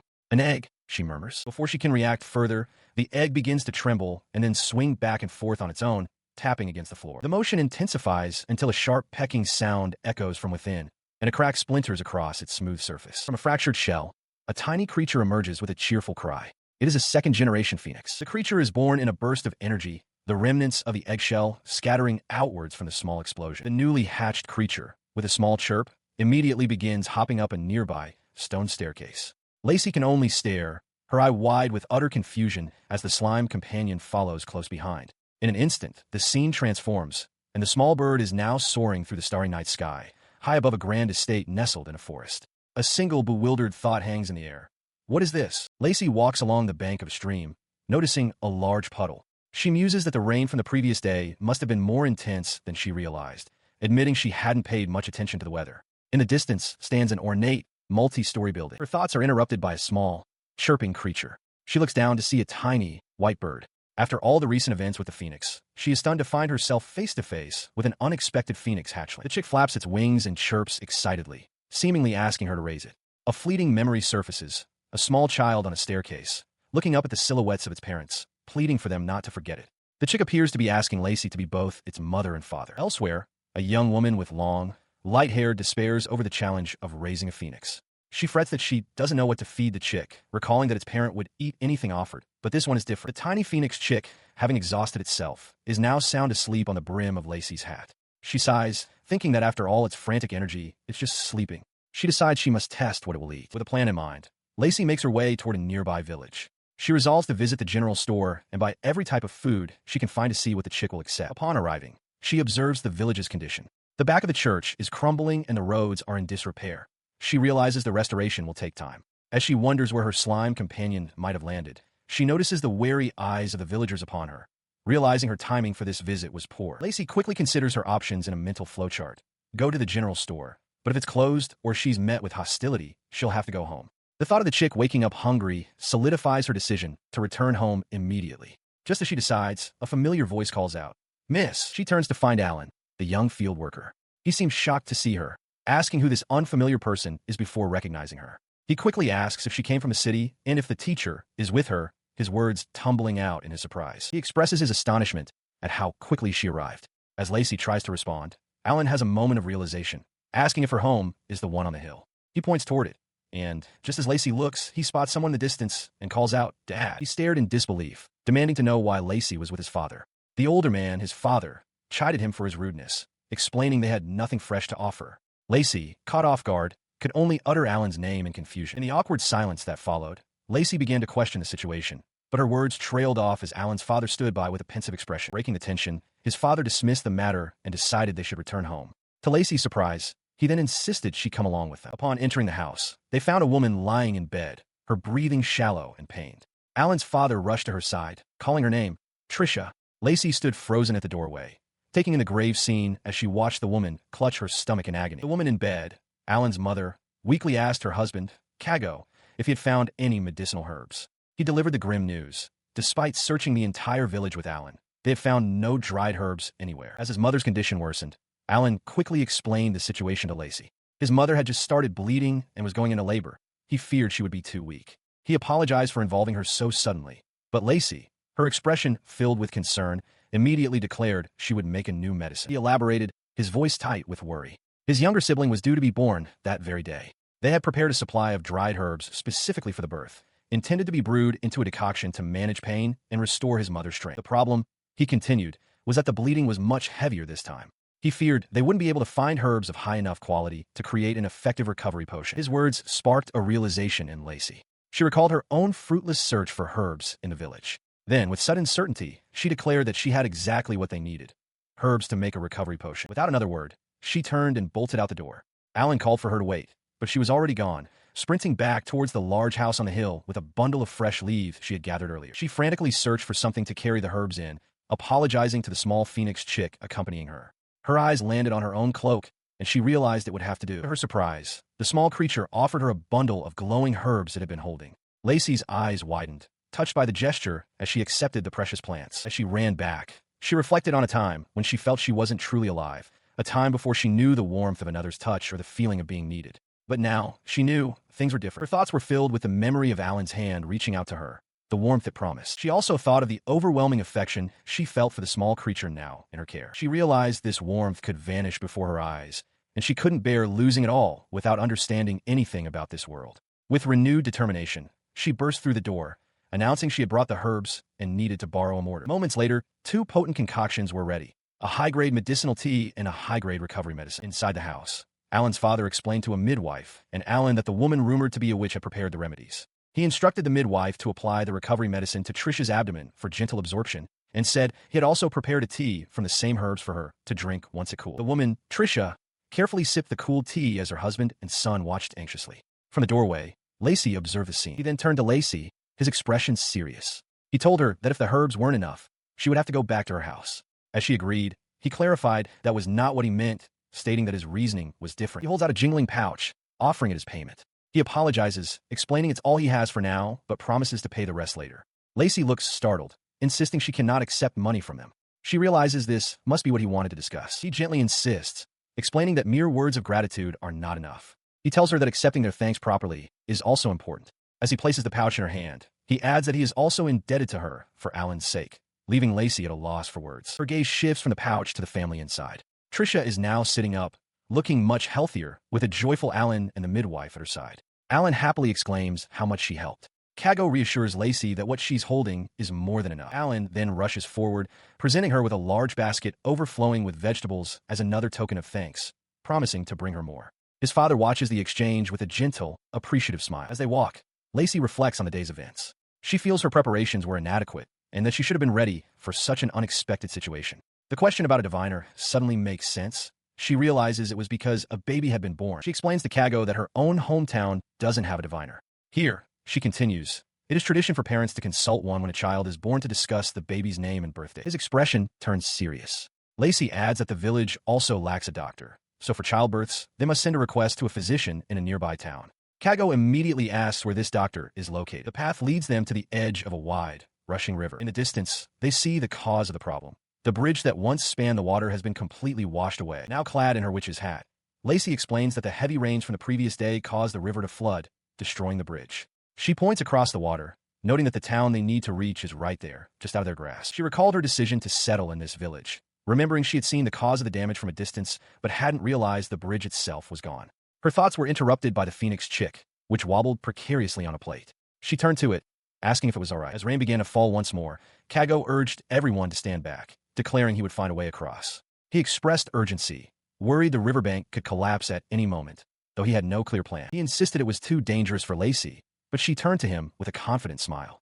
She asked if he also disliked the rain, then told him and the others to wait for her. The phoenix chick and slime companion chirped in agreement from her shoulder. Before Kago could protest, she conjured a large sphere of crackling fire. The phoenix chick chirped excitedly, recognizing it as a fire crystal. Lacey explained that the chick's presence made her magic much easier to wield. She stepped forward, telling a stunned Kago to wait. She then stepped directly onto the surface of the raging river, walking across it as if it were solid ground. Kago and the others watched in disbelief. He recalled Alan mentioning her incredible magic, but realized he never imagined the extent of her power, especially after she made recovery potions with such little effort. As she crossed, she assessed the situation. The river was far too wide to build a makeshift bridge from nearby trees. While she could ferry people across one by one, she recognized the risk of using magic on those unaccustomed to it. Considering the risks, she concluded that the simplest magic is often the most effective. She tied a ribbon, preparing her spell. With her preparation complete, she floated within a protective bubble and used her staff to trace a large, intricate pattern in the air above the river. On the bank, Kago and the others could only stare in utter confusion. The pattern solidified, instantly freezing the air and water into a massive, sturdy bridge of ice spanning the entire river. She looked upon her work with satisfaction, confident that its thickness would be more than enough to support even a horse and carriage. Turning back to the astonished villagers on the shore, she called out to them with a bright, reassuring smile. She confidently announces that the ice is thick enough to walk across the river for some time, assuring them that even the horse-drawn carriage will be safe. Her words are met with a stunned, blank silence. She turns back, a little confused, to see the villagers simply staring, mouths agape, at the impossible feat before them. The silence is broken by Kago, stammering her name. A realization dawns on him, as an image of the legendary Dawn, which from a portrait flashes through his mind. He connects the name and the miraculous magical technique, wondering if this could possibly be the genuine article. His shock gives way to a soft smile as he muses that she looks nothing like the legendary figure. His thoughts are interrupted by his son, Alan, who runs up calling for the teacher and reminding him that their priority is the doctor. Shaking himself from his reverie, Kago formally introduces himself. In response, Lacey beams and offers to guide them on their way. Brooks pours a cup of tea, a gentle smile on his face as he reflects that he never imagined a day would come when Lacey would serve him. Below, Lacey beams with excitement, commenting on the wonderful aroma. She expresses her gladness but adds a touch of uncertainty, hoping she prepared it as well as Wayne does. Sitting together at a small table outdoors, he reassures her that it's more than enough. He closes his eyes, savoring a moment of unexpected peace, a sentiment Lacey seems to share. Brooks continues his thoughts aloud, remarking on her recent endeavors, saving a dying phoenix, receiving its egg, and now raising the chick. He observes that her life seems so much more vibrant and fulfilling now. Lacey looks at him, questioning if that's truly the case. She considers this, admitting that while she initially thought the creature was a variant of a cockatrice, she now believes it is a true phoenix. A mental diagram highlights its key features: a determined beak, red and gold tail feathers, a flame-like crest, and strong feet. She notes that this is the first time she has ever seen a juvenile of the species. This rarity is significant. A phoenix is a creature so scarce that even seasoned adventurers might only see one a handful of times in their lives. A cockatrice, by contrast, is a common monster. Brooks realizes it was fortunate that people mistook it for something else. If they knew it was a phoenix, its valuable feathers would surely be plucked, a grim fate that causes the nearby slime companion to shudder in horror. He smiles warmly at Lacey, saying that regardless, he's just happy the medicinal herbs he brought proved to be useful for the little creature. He continues, explaining that what he brought was different from his usual supply, but seems to have suited the chick's magical nature, causing it to grow quite large. Lacey holds up a sizable feather, remarking on its impressive quality. With a bright, determined look, she asks Brooks if he would accompany her to the city to sell it, since she has no other plans. Brooks is stunned by the offer. He stammers that while it would certainly help fund the subjugation expedition, an item of that value is nearly impossible to price. He insists she doesn't need to do it, reminding her that what Wayne provided was more than just herbs. He clarifies that, for now, the chick is only eating its special food. He then looks at her with a soft expression, saying that if she is truly willing to share, he will gratefully accept. Nearby, the slime companion enthusiastically devours a large bowl of food. He sits across from Lacey at an outdoor table and asks if she has considered giving the Phoenix chick a name, noting that it's inconvenient to keep referring to it simply as that child. Lacey takes a sip of her drink, mulling over his question. He then suggests they go out for a little while. The destination is a sturdy stone house nestled in the rolling hills of the countryside. The visit stirs a memory for Lacey. She recalls a time when a mentor figure urged her to go and formally introduce herself, to finally give them her name. Back in the present, inside the house, she is snapped out of a reverie by a voice calling her name with surprising familiarity. Elsewhere, Alan's father, Kago, explains to his son that Lacey is now in the village. He remarks that the situation is complicated, but insists they must at least call her by that name, adding that calling her Dana would be a waste. Alan furrows his brow, clearly troubled by the news. He and his father then enter the room, where they find not only Lacey, but also Brooks holding the small Phoenix chick. Alan stares, surprised by the unexpected gathering. Kago steps forward, smiling warmly as he thanks Lacey for her help earlier with the matter of the bird's name. He sheepishly admits that he showed an embarrassing side of himself, to which she quietly agrees. Her mind races. She reflects that while most names are decided before birth, she had to choose the name Lacey for herself. The thought of being called by that name makes her heart flutter, and she decides she likes it. Her thoughts are suddenly interrupted by Alan, who points towards Brooks and bluntly asks if the man is her boyfriend. The question catches both Lacey and Brooks completely off guard. Alan immediately retracts the question, muttering that he must be wrong before observing that Brooks is actually quite handsome. Brooks responds with a confident, knowing smile as Lacey seems to silently agree with the assessment. In his mind, Alan sees a glamorized version of Brooks, judging him to be a sincere and good person. Unbeknownst to the boy, a powerful concealment spell makes Brooks appear exceptionally plain to all but Lacey. Alan declares that Lacey has good taste, but a confused Brooks insists he is mistaken. Lacey mutters to herself, flustered, telling someone named Wayne not to laugh, and hoping everyone else has a good time. Following this, Lacey and Brooks arrive at the home of the village midwife. The elderly woman, resting in bed, greets them warmly. She mentions that the village official refers to her as Baba-sama, a term of respect, and Brooks introduces Lacey as the person they spoke of. The midwife welcomes them inside. She approaches the bedside, and the midwife greets her again, asking if she is the one who will be naming the small creature. The Phoenix chick, held gently, looks up with curiosity. The midwife urges her to choose a name she likes, but the suggestion stuns Lacey. She stammers that it's impossible, that she couldn't possibly name it herself. The request sends her spiraling into her past. She recalls never knowing the reason for her own name, nor caring who gave it to her. Because of this, she had decided to seek out a name for herself instead. She recalls learning the meaning of the name, Estelle, for the first time, and how someone had told her she shouldn't have to bear it before she was ready. The midwife's voice brings her back, insisting that Lacey is the one who should do the naming. Her thoughts drift further back, to her mentor holding her as an infant. He had explained that a name is a parent's wish, a protective charm for a child's life, and that he would respect her feelings on the matter. Returning to the present, the midwife exclaims with a start that the chick is already here. She declares that Lacey must have already decided on a name and urges her to say it aloud. The small creature coos in agreement. She looks down at the chick nestled in her hands, a quiet resolve on her face. After a moment of silence, she speaks the name she has chosen, Fotia. The newly named creature looks up, its eyes sparkling with delight, as if asking if that is truly its name. The newly named chick, Fotia, expresses its delight with overwhelming affection, nuzzling and pressing its fluffy body against Lacey's face. Caught off guard, Lacey accepts the enthusiastic gesture while the midwife explains the name's origin.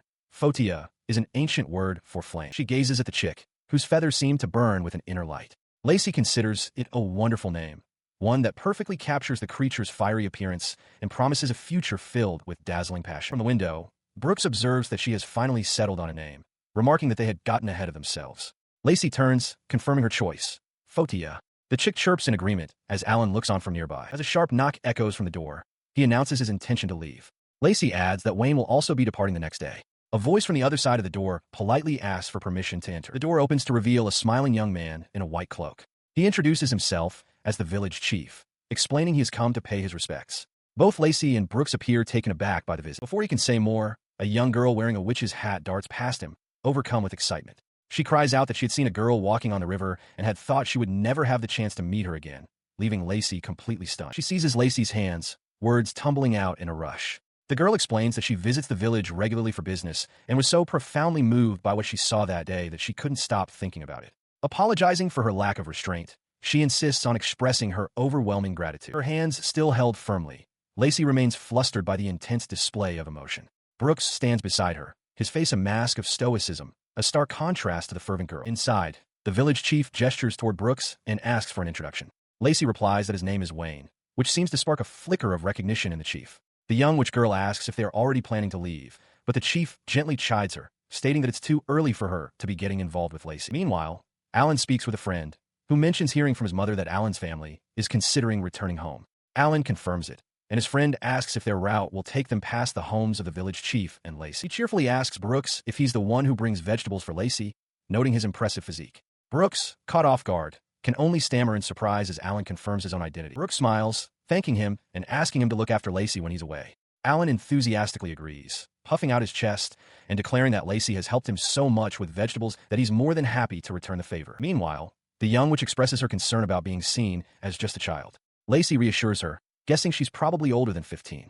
The girl is stunned, realizing they must be around the same age, and excitedly decides she will call her Lacey Nichin from now on, much to Lacey's quiet surprise. Rejoining Brooks, Lacey looks at the massive pile of vegetables he brought, wondering aloud if they can possibly eat it all. Fotia puffs out its chest, confidently stating that when it comes to eating a lot, they have nothing to worry about. This prompts Lacey to ask if phoenixes even eat vegetables. The phrase eating a lot sends him into a thoughtful silence. A memory surfaces of a boisterous party, filled with powerful, hearty eaters. Lacey watches him, sensing his mind is elsewhere. She asks what he's thinking about. He explains that besides the family who provided the vegetables, several other villagers have started talking to her. Lacey recalls that many people were present when she froze the river. He smiles, observing that she seems to be living a more respectable life here than he had imagined. Lacey, her eyes widening slightly with surprise and a hint of pleasure, asks if he truly believes that. He affirms his belief, reminding her that she's already had 2 customers visit her mountain home, and that she even managed to stop a rampaging bull. Lacey beams, clearly pleased by his words. He continues, adding her repair of the leaking roof to the list of her accomplishments. Flustered but happy, Lacey insists that fixing the roof was just a matter of course. Her simple earnestness is too much for him. He thinks to himself how she can be so straightforward, before shouting in affectionate exasperation, "You idiot!" He busies himself with repairs, hammering a nail into a wooden plank. From nearby, Lacey calls out, "Wayne, are you all right?" She asks if the work is dangerous and offers to help, but he simply tells her he's fine. He lowers his head, a bead of sweat on his temple, as Lacey reflects internally. It is in moments just like this she realizes that he worries about her. She then adds that it wouldn't be right to leave the room in disrepair, even if she isn't using it. Her thoughts drift to her past, a time when she was bound by contract. Back then, she was content just to fulfill her role. She remembers the simple comforts, worn-out shoes, a water bottle that was always full, and the dishes left after a meal. But she also remembers being left alone, realizing that even if she were free, she would still be an outcast from that world. Emerging from her memories, she turns to him with a soft smile. He meets her gaze for a moment before quickly looking away, a flush rising to his cheeks as he lifts a hand to his face. In a quiet field, a small bird chirps nearby. Lacey gazes out at the world she's been given thanks to him, resolving to live more carefully from now on. Turning back, she suggests they head inside. As they stand together, Lacey's thoughts are a whirlwind of conflict. She acknowledges a new wish she's had since gaining her freedom, a wish to be with Wayne. Yet, in the very next moment, a contradictory impulse surfaces. She feels she must keep her distance from him. Brooks recalled the early days of the Demon Lord's subjugation party. At its inception, the hero Wayne had been a somewhat intimidating figure, always keeping a cool distance from the other members.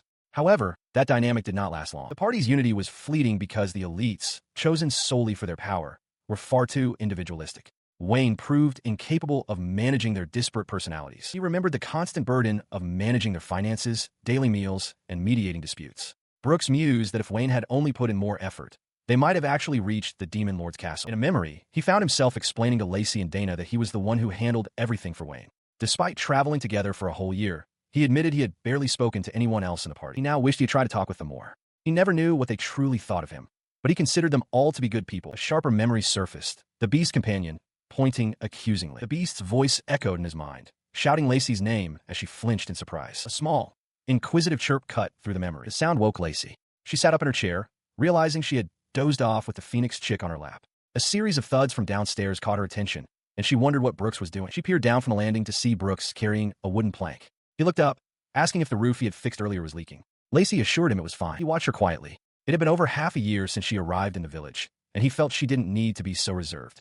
Lacey peeked out from behind a chair, complaining that her hair was a mess and asking him to sit down so she could fix it. As he began to gently comb through her dark hair, he recalled the context of this strange routine. Lacey's inner thoughts revealed that the hero, Wayne, still visited her several times a month, despite the distance from the capital. He would do chores like cooking and cleaning, and even fuss over her hair. It was during one such moment that she looked at Brooks and asked, "Hey, Wayne, what am I to you?" Her question caught him off guard. His expression shifted from surprise to contemplation as he looked down at her.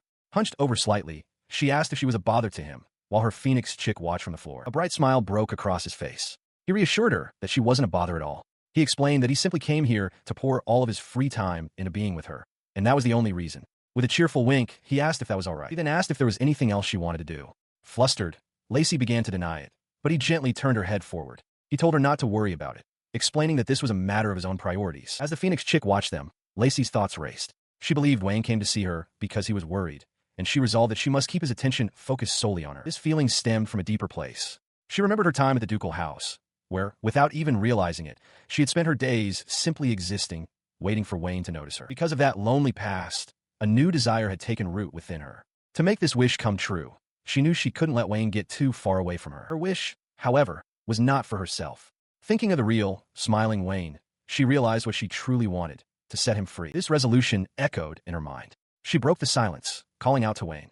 When he responded, she made a quiet vow. She would do her best not to die. He affirmed her sentiment, telling her he was counting on her. She added that she would also try running the shop, which he thought was a fine idea for a general store. He had suggested she consult with him whenever she was troubled.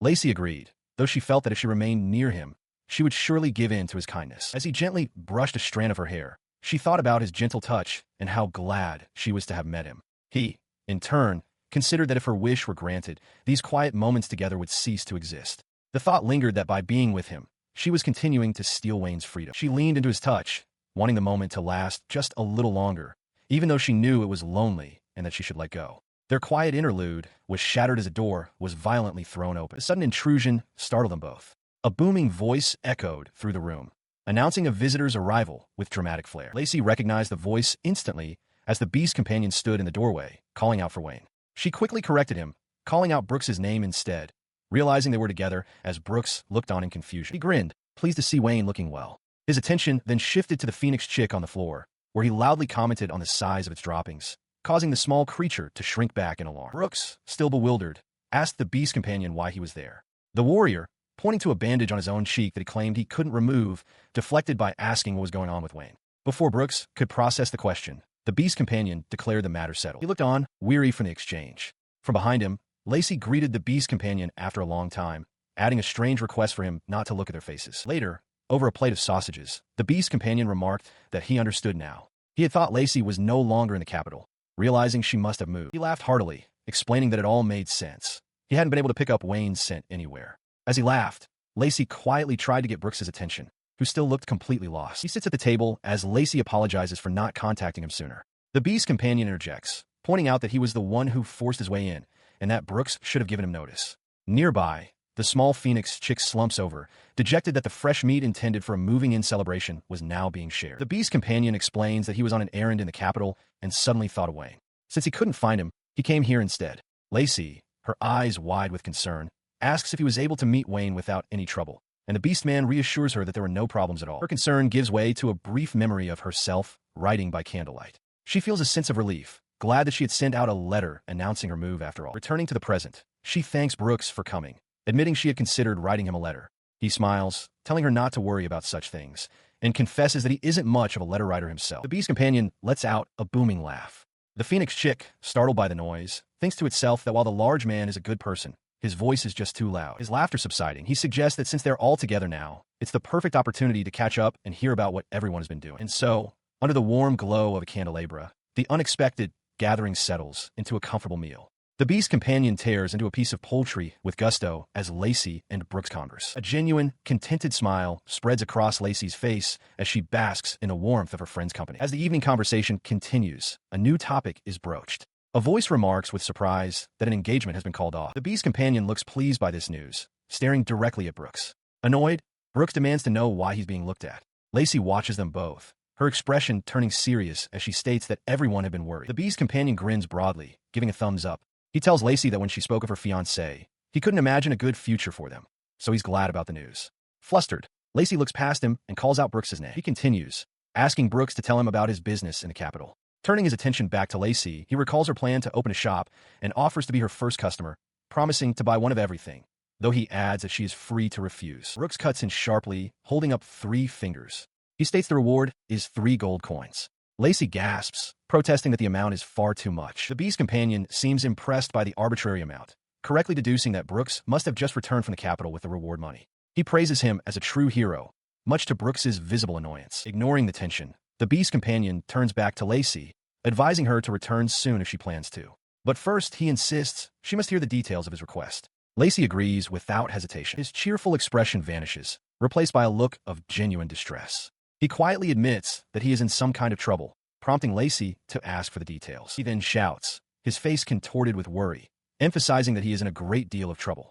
He seems to struggle to find the words to explain the specifics. Brooks interjects, clarifying that while the Beast Companion may be troubled, the immediate problem affects them all. He reveals that his own errand to the capital was an attempt to find a solution to this shared predicament. The Beast Companion concedes the point, admitting that giving detailed explanations isn't his strength. He concludes it would be much faster if they simply came with him to see for themselves. He eagerly urges them forward, sweeping them along on his sudden quest. As Lacey calls out, asking their destination, the view opens to a bright, sunlit coastline. The Beast Companion's voice rings out in enthusiastic confirmation. He gestured towards the vista before them, announcing with a sense of gravity that this was his homeland. The revelation caught Lacey by surprise, her eyes widening as she took in the coastal air. Behind them, Brooks simply smiled, taking in the scene. As a seagull soared through the sky above, Brooks remarked on the beauty of the evening glow, his voice filled with appreciation for the tranquil moment. Following their gaze, the full panorama of a bustling port town came into view, nestled against the sparkling sea. From her vantage point, Lacey recognized it immediately, her voice filled with wonder as she identified it as the seaside town of Futadaini. Upon arriving at a sun-drenched coastal town, Lacey, Brooks, and their Beast Companion are immediately surrounded by a crowd of curious children. Lacey, clutching her staff, looks overwhelmed by the sudden activity, remarking on how lively the place is and wondering what could be happening. Brooks, standing beside her with a calm smile, simply notes that it's always this bustling. A man with his hair tied back approaches them, greeting Brooks with a wide grin. He is introduced as Taradatir, and he remarks that Brooks's down-to-earth personality must come from his hometown. Brooks appears slightly embarrassed by the comment. The group has arrived in Taradatir, Brooks's home, a popular tourist destination on the southern sea and the base for the demon subjugation party. Their journey from Priam village was a month long, made possible by a horse-drawn device that allowed for half-day travels. During the trip, Brooks and the Beast Companion ran alongside the cart. Inside, the ride was rough, and Brooks apologizes to Lacey, explaining that the horse's hooves are wearing down. He gently places a hand on her head to steady her as she looks up, slightly dazed. He suggests she remove her cape, as it will only get hotter in the afternoon. As he speaks, the phoenix chick peeks out from beneath her large hat. Noticing her hesitation, Brooks leans closer, asking if something is wrong. His concern was well-founded. He correctly deduces that Lacey was worried about leaving Fotia, the chick, alone. He reassures her that it's fine, as the little creature is simply resting after its meal, a fact the chick confirms with a contented chirp. As they walk through a stone courtyard, she asks if he was certain it was all right to come here. Brooks confirms that it was, adding that he should have mentioned beforehand that another expedition is planned. He explains that his authority as a former hero allows him to use a boat, which will be useful. A local woman compliments Lacey's cute hat, prompting Brooks to ask where she's from, noting that her fair skin makes her stand out as a tourist in the sunny town. Haradatir rejoins them, commenting on the town's pushy atmosphere and asking Brooks why he doesn't just drive people away. Brooks explains that it's a good chance to blend in and gather information. His friend observes that Brooks has become quite cunning, then tells him he needs to try harder, leaving Brooks to wonder what he means. Before he can ponder it further, Taradatir calls out to Lacey, who is being playfully adorned with flowers by a local. He announces it's time to go, offering to give her a personal tour of his town. His expression is one of confident determination, a slight smile playing on his lips as he takes charge. Their guide throws his arms wide with a booming declaration, striking a triumphant pose for all to see. His stage is revealed to be the town's central fountain, where he mimics the pose of a large, impressive statue. Brooks, however, seems unimpressed, muttering that for all the talk, it's just a big, well-made statue. Their presence, however, does not go unnoticed. The townsfolk begin to recognize Brooks, their excited whispers quickly turning into calls of his name. Lacey looks around, startled by the sudden commotion. He is immediately surrounded by a crowd of welcoming faces. The villagers express their joy at his return, noting that he must have come from the capital. They eagerly ask to hear stories of his journey, and he warmly promises that he will share them. While Brooks is occupied, his friend receives his own warm welcome, smiling as he gently pats a young girl on the head while another boy looks on admiringly. From a short distance, Lacey and Brooks observe the heartwarming scene, Brooks watching with a gentle smile. Their guide strolls back over to them with a self-satisfied grin, remarking on how much he is adored by the people. He then gestures back toward the fountain, explaining that the statue was already completed by the time he returned from the demon subjugation. It stands, he proclaims, as a testament to everyone's gratitude for his efforts. His tone shifts to one of mischievous conspiracy as he leans in close to Brooks. He whispers that if Wayne were to see this, the sight would surely make him crumble to dust. Brooks, unamused, flatly refuses to entertain the thought. He shrugs off the rejection, turning his attention to the view. He notes that while this area is quiet, its proximity to the port means the mornings are quite lively and bustling. He turns to his companions, suggesting it is time to discuss the details of their request. With a calm expression, he invites Lacey and Brooks to come to his dojo. Leading them to a traditional building nestled amongst the trees, he presents it as his dojo. Brooks remarks on the serene atmosphere, and his friend agrees, explaining it is a place for cultivating both mind and spirit. Upon entering, Lacey grows flustered, wondering aloud about the local customs regarding footwear and hats. Her host simply tells her to place her shoes by the entrance. The doors open to a bustling training hall filled with students. As Lacey looks on in awe, a stout instructor notes that many aspirants, even from abroad, come to train. He recognizes Brooks, pointing out that he was a warrior in the demon subjugation party. The discipline practiced here is a special martial art known as ki-jutsu. It allows a warrior to channel internal energy to alter their own body, hardening it like steel or granting speed greater than a horse. This stands in contrast to magic, which reshapes the external world. The two arts are fundamentally incompatible. Mastering both is an impossibility. Brooks recalls that his friend had sought permission to establish his own school during their campaign against the demons. The man confirms this, adding that the examination to prove his style's worth was incredibly severe. A realization dawns on Lacey. She understands that while someone so young would normally be turned away, his distinguished service during the subjugation quest served as both practical proof of his style's effectiveness and the justification for his license, allowing him to open the dojo early. Indeed, from the very beginning of their journey together, he had often spoken of his ambition to create and spread his own unique school of martial arts. She reflects on those times, remembering how she often felt like an outsider listening to the others' conversations. But now, she realizes she too has a wish of her own. As this thought solidifies, her eyes widen in sudden surprise. She looks up to find Brooks watching her, a soft, understanding smile on his face. Caught in his gaze, she can only stare back, momentarily speechless. Her companion, Brooks, gets straight to the matter of their request. He places a large, cloth-wrapped bundle on the floor and asks his friend to look at it. The man, Tarada, regards the bundle with a serious expression. Lacey identifies it as a cloth package, and Tarada asks what it is. Brooks confirms it's the item in question. He then turns to both of them, suggesting it would be better for them to experience it firsthand. He warns them to prepare themselves, leaving Lacey to wonder what he could possibly mean. With that warning, the cloth is pulled away, revealing a heavily armored gauntlet. A dark, ominous aura immediately radiates from it, causing Lacey to gasp in shock. He explains that, as Tarada can likely smell, their request concerns the foul odor emanating from this very item. Brooks mentions that his fighting style is barehanded, rendering such an item useless to him. The foul smell intensifies, causing both him and Lacey to recoil and cover their faces in disgust. They both struggle against the nauseating odor.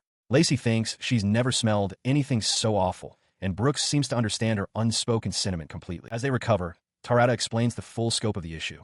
He says the smell is currently contained around the fishing port, but worries it might spread further into town. He reveals the gauntlet is actually protective gear, but it's been cursed, which is why they need a specialist handling. He turns his gaze directly to Lacey, addressing her by her full name. He explains that the smell itself is now affecting the town, and his various countermeasures have failed. While he feels he should be the one to move his dojo, opening it here was his lifelong dream. He humbly asks if she will accept his selfish request to purify the cursed item.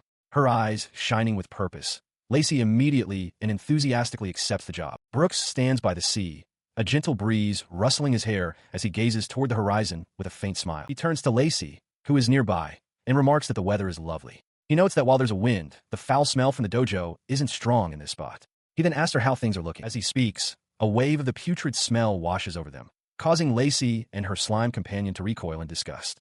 Brooks, watching her reaction, wonders aloud if a solution has come to mind yet. He continues, acknowledging the request to eliminate the stench from his dojo.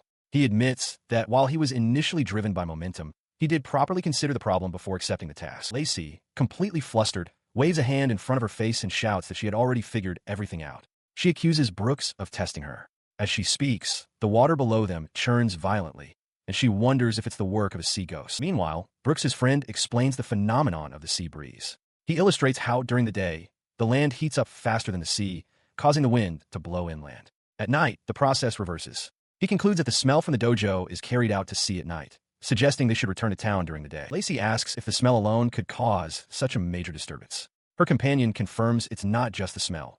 The situation is unique because a massive kraken has made its home in the nearby waters and is directly involved. Her eyes widen as he explains further. The creature isn't breathing in the traditional sense. It's absorbing the latent magic from the atmosphere, much like a creature with gills would process water. The underlying issue is a poor compatibility between the kraken's magic and the ki emanating from the dojo. When these two forces mix, the ki's odor intensifies and is sent back towards the land. The exact mechanism involves the kraken's fins, but this alone shouldn't be causing such a significant problem. Brooks listens intently, understanding that the kraken is currently in a resting period. The situation will only worsen when it enters its active phase, causing the damage to spread. He asks if they can't just eliminate the creature, but immediately dismisses the thought as impossible, concluding there must be another way. He listens as his friend, Tarada, suddenly has an idea, suggesting they try a local specialty made from kraken tentacles. Brooks appears hesitant at the thought, but Lacey firmly dismisses it, telling Tarada they can eat later. Standing on a walkway overlooking the town, Lacey explains her plan. She had considered using wind magic to simply blow the smell away, but she now realizes that would not be a true solution. She asserts that she has a better way to handle it than simply deodorizing the area. She proposes a method that only the dojo members could use, asking Brooks what he thinks of creating a magic tool. She points out that such an item wouldn't require any magical aptitude or spells to operate. Brooks thoughtfully considers the concept. She elaborates, explaining that a magic tool is crafted from a monster's body, with a specific formula embedded into its magic stone. This process allows anyone, regardless of ability, to wield its magic. She is confident she can create one tailor for the dojo. However, a moment of doubt clouds her expression.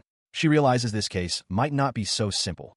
A standard magic stone will lack the necessary power and scale for the task. She sighs, admitting to herself that her initial assessment was too optimistic. The weight of potential failure presses down on her as she leans against a wooden structure, her eyes wide with anxiety. As she worries, Tarada's voice cuts in.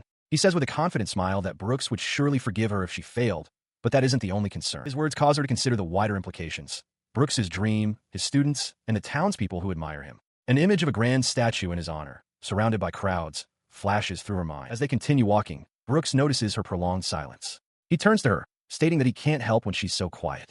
He then tells her firmly that she is not a useless person, addressing her unspoken fears. Startled, she confronts him, demanding to know how he can be so sure.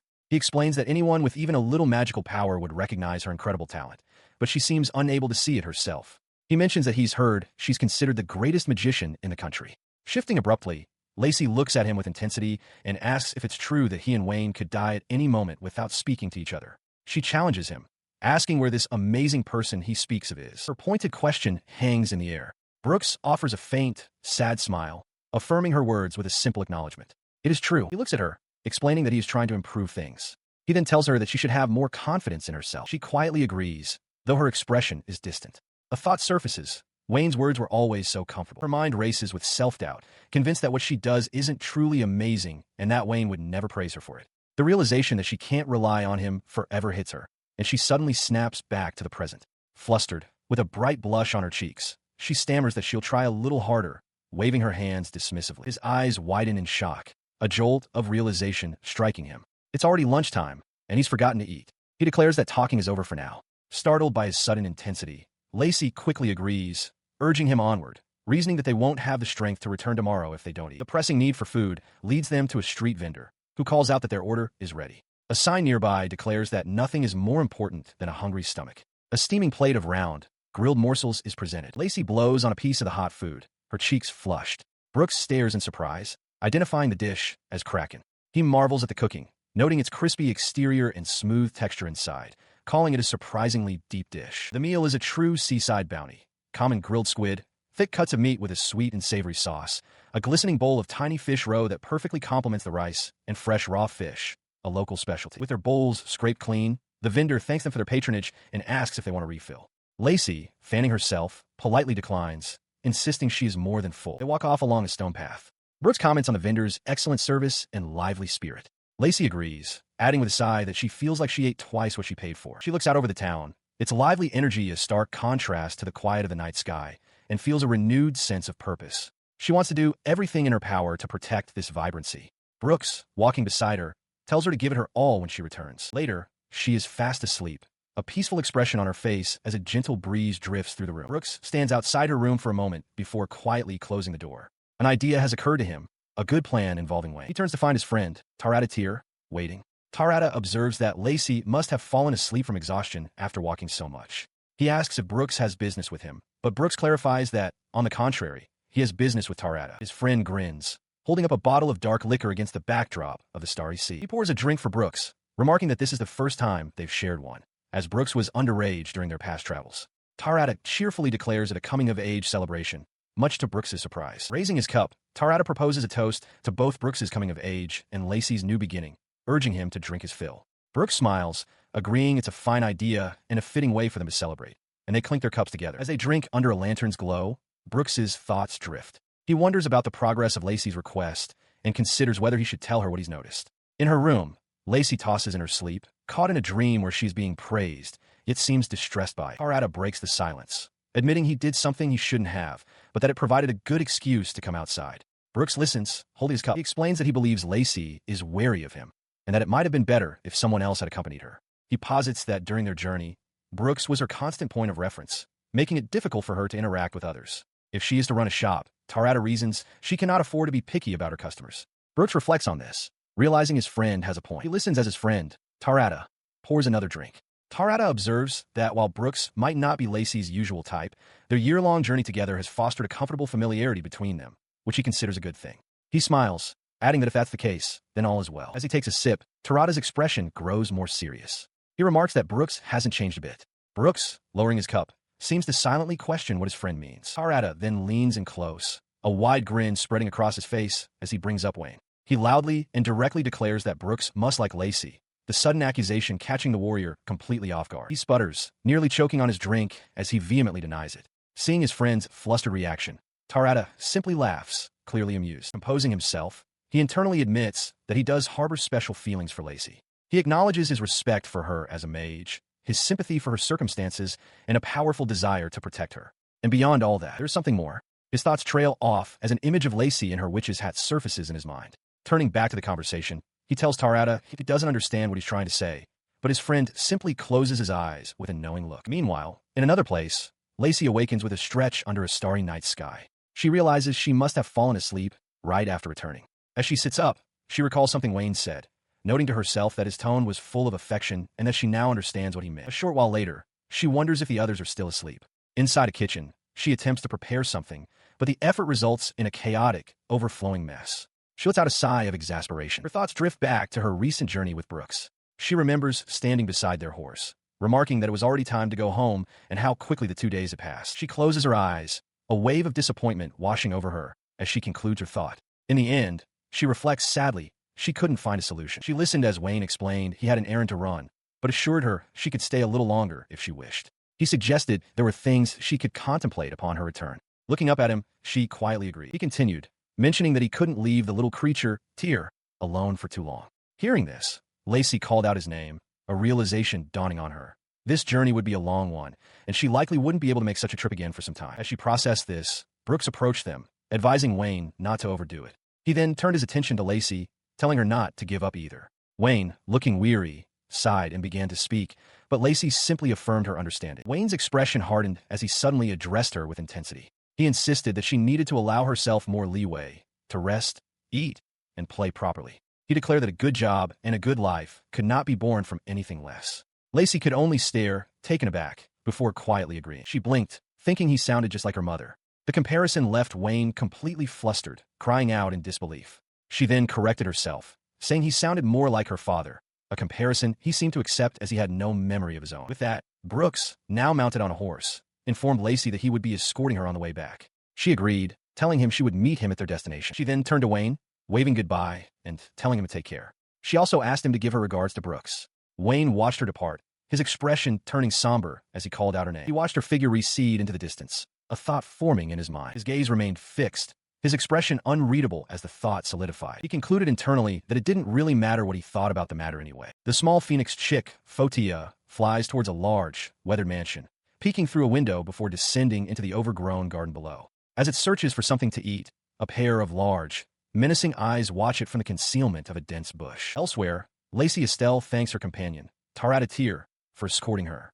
He smiles warmly, dismissing her gratitude as unnecessary and asking if she is certain she doesn't need to rest. He then tells her he will be in contact regarding the request they discussed.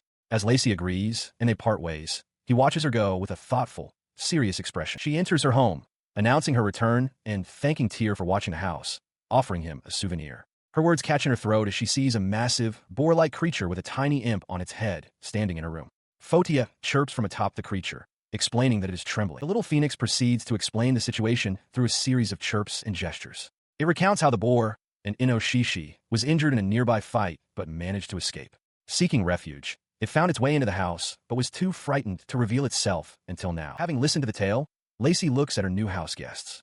She understands that a friendship was formed in her absence, and though she doesn't grasp all the details, she accepts the situation. The boar creature begins to eat from a bowl as Fotia reminds it to wipe the dirt from its feet before entering. Setting that aside, Lacey begins to unpack her bag, laying out several shimmering crystals on her desk as she resolves to continue with her work. The journey with Tyr had concluded. Now, alone in her study, Lacey comes to a firm decision. She must revisit the magic tools she had once abandoned. Her resolution was mirrored by Brooks, who recalled their agreement. He had consented to her proposal for a solution that anyone could use, not just those who could rely on her unique abilities. The simplest path forward, he concluded, was the development of a new tool. Lacey examines a small, glowing magic crystal, smiling to herself. She is glad she purchased it for Tyr. She sits at her desk, contemplating the proposal Wayne had given her. Magic stones are typically limited to simple, small-scale spells, but his idea was to embed them within a magic tool. She realizes this is a test of her skills, a challenge to the craft she once thought she had abandoned. With a determined expression, she accepts that this is a trial she must face. As she begins her work, surrounded by diagrams and notes, she casually tosses a crystal into the air. Fotia swoops in to catch it, but the boar creature nudges her chair. The sudden jolt causes the phoenix chick to lose its grip, and the crystal falls, bonking Lacey squarely on the head. The small phoenix, now sporting a bandana, chirps an apology and nudges the crystal back towards the dazed witch. Her gaze softens as she watches the boar and the imp happily devouring leafy greens. She reflects that while Tyr's company was enjoyable, having 3 companions brings a new level of energy to her home. Realizing they will need more food, she decides she must expand her vegetable garden. With this goal in mind, she stands in a wide field, staff in hand, observing the boar and the imp. She remarks on the vastness of the space and notes how quickly her new companions are growing. Her planning is interrupted by Brooks, who appears suddenly with a look of surprise. Lacey cheerfully explains that this is what must be done if they are to eat vegetables. He seems flustered, protesting that they haven't made any progress on their other project, and he is growing restless. He grows more agitated, questioning her actions and accusing her of escaping reality. He insists she has no time for such things and must have more composure. His words seem to strike a chord. He tells her that a good life doesn't simply come from a good job, and she quietly accepts his point. Moments later, she lies back in the sun-dappled grass, gazing up through the leaves of a large tree as the scent of flowers drifts by. She explains the source of the scent. The gift for Tyr was a plaque of flower seed from the Plume village. She had been concerned it wouldn't grow in this different climate, but by magically enriching the soil, a flower bed unexpectedly bloomed in her backyard. She is pleased that he seems to enjoy this unforeseen source of food. She lay in a field of blooming plaque of flowers, their white petals dancing in the breeze. As she drifted amongst the blossoms, her companions floating nearby, she recalled the moment Tyr had given her the flower. The beautiful scent still lingered on the strand of hair he had touched. Several days later, the door to her workshop burst open. Tyr stood there, beaming with relief and joy. He shouted her name, thanking her profusely and declaring that she had truly saved him. He explained that he was holding the item she had sent in the day before. Overcome with gratitude, he had started running and arrived without even realizing it, his heart still pounding with excitement. He presented a small, white sachet, asking if the scent was from the plaque of flower. Lacey confirmed it was. He marveled that such a small thing could solve the problem, and she explained her reasoning. The flower's strong scent could counter the foul odor, and its familiarity would be comforting to the townspeople. He questioned if it was merely a scented sachet, noting that he had already tried masking the smell with other things. Lacey simply replied that it was nothing so complicated. She then revealed her secret, explaining that inside the bag, she had woven 2 types of magic stones, one for purification and another imbued with wind magic. He understood immediately, realizing that simply adding another scent would only worsen the stench. Lacey's method was to first purify the surrounding air, then send the flower's fragrance into the cleansed space. He acknowledged that it was a solution he never could have devised and asked her to hold out her hand. Into her palm, he placed a handful of coins. Lacey protested that it was far too much, but he insisted. He explained that he wanted to express his gratitude with money and that, as a token of his feelings, he needed her to accept it. She clutched the coins to her chest, a silent affirmation passing between them. With a quiet resolve, she agreed to gratefully accept the payment. His gaze was serious as he spoke the words she dreaded. He stated plainly that they were no longer companions. Lacey looked up, her eyes wide with shock as he softly uttered her name. The statement confirmed a truth she already knew. A memory of her former party by a river surfaced. Their journey was over, and a framework that had bound them together as a group had dissolved. She trembled at the finality of it. If they were no longer companions, she found herself wondering if it was possible for them to become friends. The thought was difficult to voice, even as she acknowledged the truth of his words. Looking up with tears welling in her eyes, she managed to ask. He seemed momentarily surprised by her question before quickly reassuring her that, of course, it wasn't impossible. His demeanor shifted entirely, becoming bright and cheerful. He suggested she write him a letter, or better yet, visit him directly.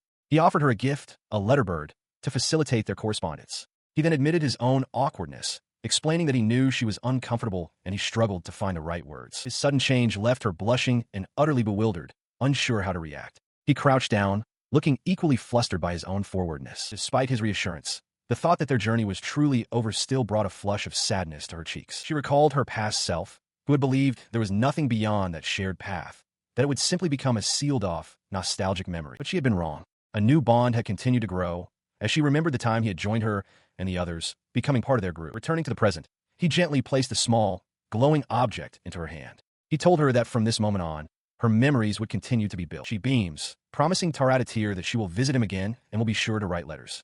He smiles warmly in return. With that farewell, she turns and departs, her two small companions in tow, as Taradatir waves goodbye. Her task from Brooks was now complete. Sometime later, she sits in a grassy field beside Alan, the two of them resting in comfortable silence while their companions wander nearby. He, however, is lost in thought. He reflects on the comfortable daily life he's been leading and finds himself wondering about this unfamiliar feeling, his mind drifting to wane. His reverie is broken when a voice calls out for Big Sis Lacey, causing him to look up in surprise. He turns to Lacey, asking if she's been feeling down lately, perhaps because she was rejected. He notes that he hasn't been visiting recently, and reasons that if someone doesn't come to see her, then they must not be the right person for her. He suddenly becomes flustered, questioning if this person is blonde, as his father claims, or has black hair, as others have said. Lacey flatly states she wasn't listening. Alan grows confused, realizing there seem to be many different descriptions of this him. It is a peculiar effect of obfuscation magic, which causes onlookers to perceive the most unremarkable face they can imagine, leading to varied descriptions from person to person. She ignores his confusion, instead asking why he seems so dejected over this person's affairs. She tells him it's unlike him to be so down, adding that she has her own matters to attend to, like deciding on her next job. As she reflects on the request she's handled so far, her expression becomes resolute. His mood suddenly brightens. He explains he was wondering what to get her as a housewarming gift and presents a large, ribbon-tied sack. He tells her it's a sachet to ward off bad odors, a gift his mother would be happy for her to have. He beams, thanking her with a wide, cheerful smile. From a short distance away, Alan's mother watches the two of them. She smiles, remarking to herself how lovely the fragrant sachet is, as Alan and Lacey share a moment of laughter in the field. While Lacey and Alan are resting in a field, they're approached by a woman who asks if she might see the small sachet Lacey is holding. Alan whispers to Lacey, identifying the newcomer as a traveling merchant who occasionally visits the village. Lacey, however, doesn't seem to recognize her and looks down at the gift with a hint of reluctance. The merchant takes the sachet and her face lights up with a brilliant smile. She asks if Lacey was the one who made it, exclaiming that it is a wonderful creation. She clarifies that this is no mere scented pouch, but a genuine magic tool. Leaning in close to a startled Lacey, she eagerly asks if there are any more or if she could make others. With great enthusiasm, the merchant makes a direct offer, pleading for Lacey to sell them to her and promising to buy as many as she can provide. Inside a rustic workshop, Alan proudly presents a stack of freshly embroidered items to Lacey. He announces that he's finished the day's requested work, and she warmly thanks him for his efforts. Later, as they sit at a table, she asks him to wait just a little longer while she finishes adding the magic stones. Her gaze drifts to the nearly empty bowl of scented flowers, a flicker of concern crossing her face as she realizes they are running low. On the floor, Alan plays with the small phoenix chick, Fotia. She quietly considers expanding the flower garden, thinking that Tarada would surely enjoy it. Her thoughts are abruptly interrupted by the cheerful voice of the traveling merchant, who has just arrived. The merchant reminds Lacey that the sachets she'd made at Brooks's request were an enormous success with the noble women in the capital. With a booming laugh, the merchant places an order for 3 dozen more. She proposes a regular supply arrangement, offering to help procure the materials. She explains that her own sachets are selling out, primarily to women in the capital. Lacey, looking overwhelmed, reflects that this was only meant to be a side job to her primary duty of warding off evil spirits. The scene shifts to Alan's mother, Trisha, who explains the village's history. Before monster subjugation became a viable living, the village relied on crafting accessories to develop. She notes that while they made decorations for a time, most villagers produced items for the local tavern. Back with Lacey and Alan, the merchant outlines her plan. Since she's been entrusted with the embroidery, she has also started handling the magic stones and improving the fragrances. She intends to make the flower-scented sachets a must-have item for the upcoming summer season.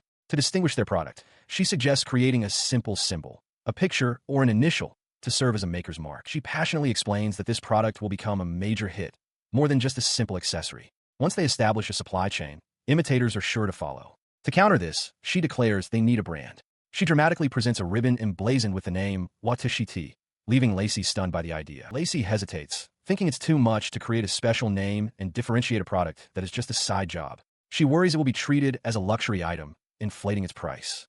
Alan, however, points out that a mark adds value and offers to help with the material costs. Her eyes fall upon a small, star-shaped symbol, and she quietly contemplates the idea of a mark. Holding a small pouch now adorned with the star symbol, she agrees that this amount of Estelle is acceptable to use. Alan observes her, noting with concern that she is doing all the embroidery herself and that the quantity must be overwhelming. He watches her work, remarking that it's a simple design, just enough for a protective charm, and that she's imbuing it with her magic. His expression turns more serious as he begins to say something else, trailing off with, "More than that, Alan." He asks Lacey if it's truly all right for them to receive so much help, wondering about the villagers' regular jobs.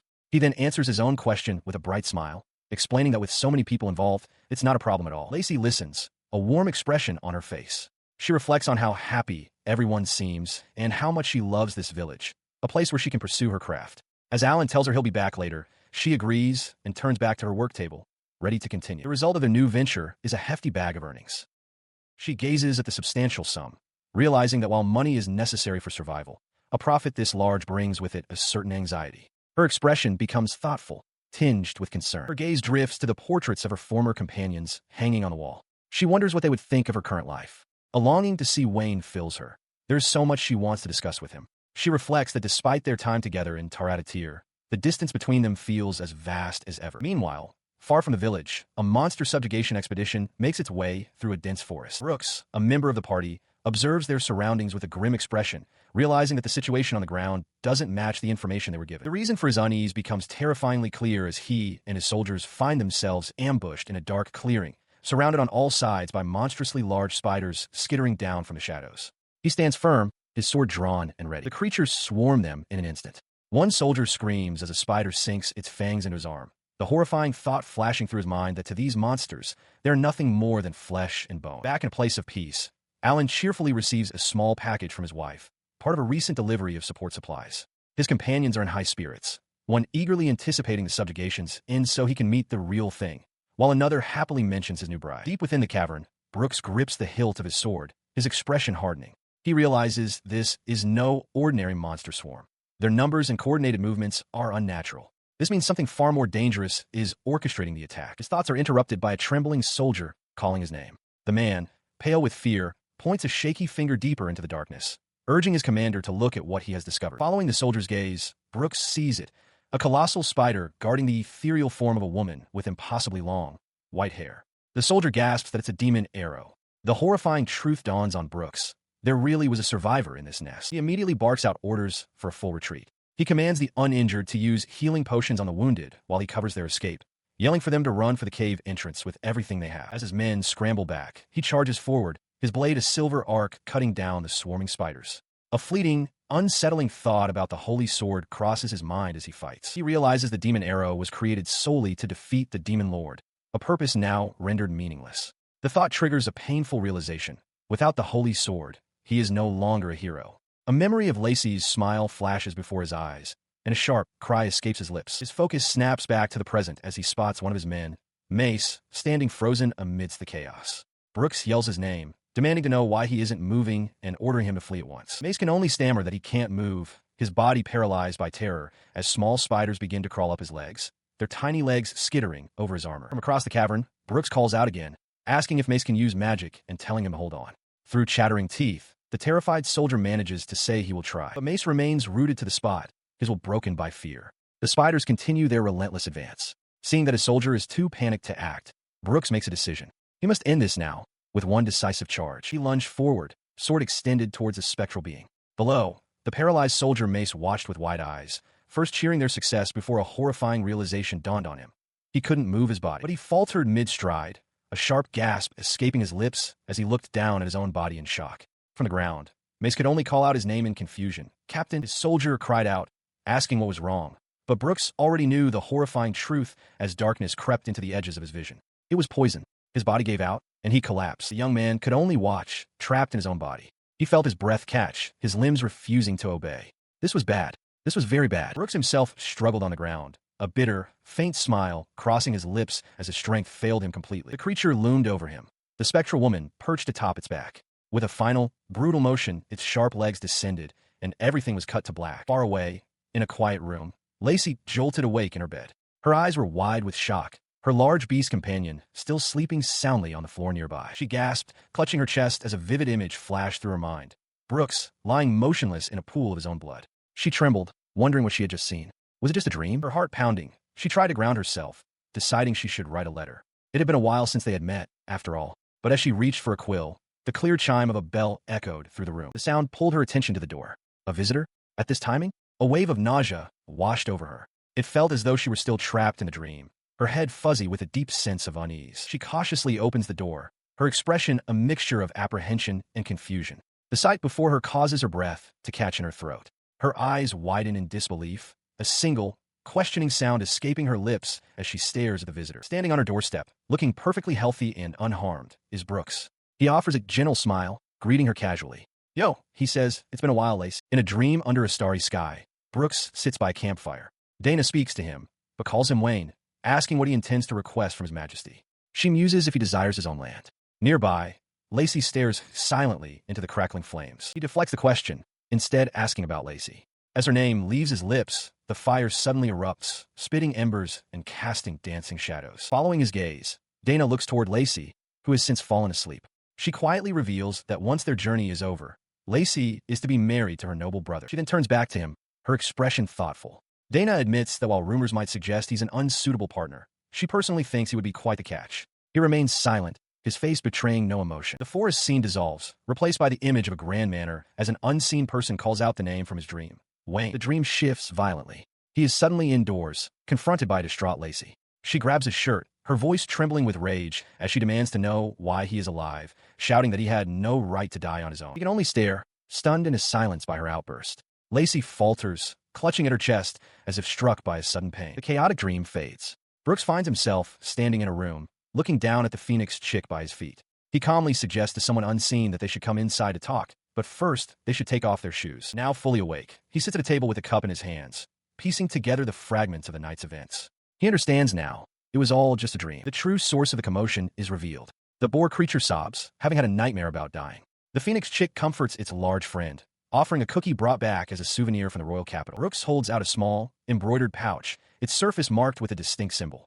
He asks Lacey, who peeks out from his pocket in a moment of whimsy, if she recognizes it. She takes the pouch, her expression turning to one of confusion. She questions why he has her magical tool, explaining that she made it for her client, Dana. Brooks confirms it is indeed hers, revealing that individuals with strong magical power can sometimes sense the memories of others. He points out that the pouch also possesses a purification ability. Upon hearing this, Lacey's eyes widen in shock. Brooks continues his explanation from across the table, recounting how he had been on a long-term expedition where his unit encountered a demon tribe. The memory is vivid in his mind.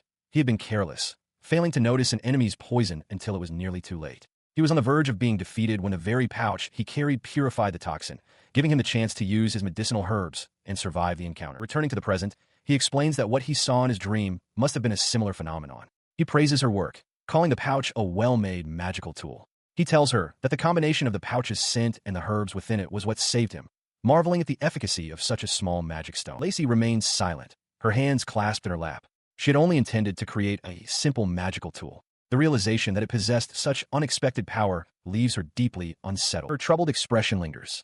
Later that night, Brooks sits outside, glancing back toward the house where his boar creature companion now rests peacefully. He finds Lacey still awake the next morning, slumped over at the table. He asks what she's been doing up since dawn, noting that she appears to have been awake for a full day. She quietly confirms that she hasn't slept. Concerned, he calls her name and suggests they go outside for a while. Picking up a lantern, he leads the way out of the building as she follows behind him. They settle in a grassy field beneath a sky blanketed with stars. Brooks remarks that it's a beautiful night and a good thing they came out. He then turns to her, asking if being out here like this reminds her of their time, traveling together. Under the vast, starry sky, Brooks sat alone in the grass. He recalled that the first time he ever camped out was on a moonless night, just like this one, where the sheer number of stars was dazzling. Lacey approached, her gaze lowered. She remarked that since they were on an expedition, it wasn't unusual for his subordinates to be out watching the night sky. She then addressed him directly, calling him Wayne. Her expression turned somber as she confessed that the demon tribe still exists. With a heavy heart, she admitted that she is one of them. Brooks listened, his own expression unreadable,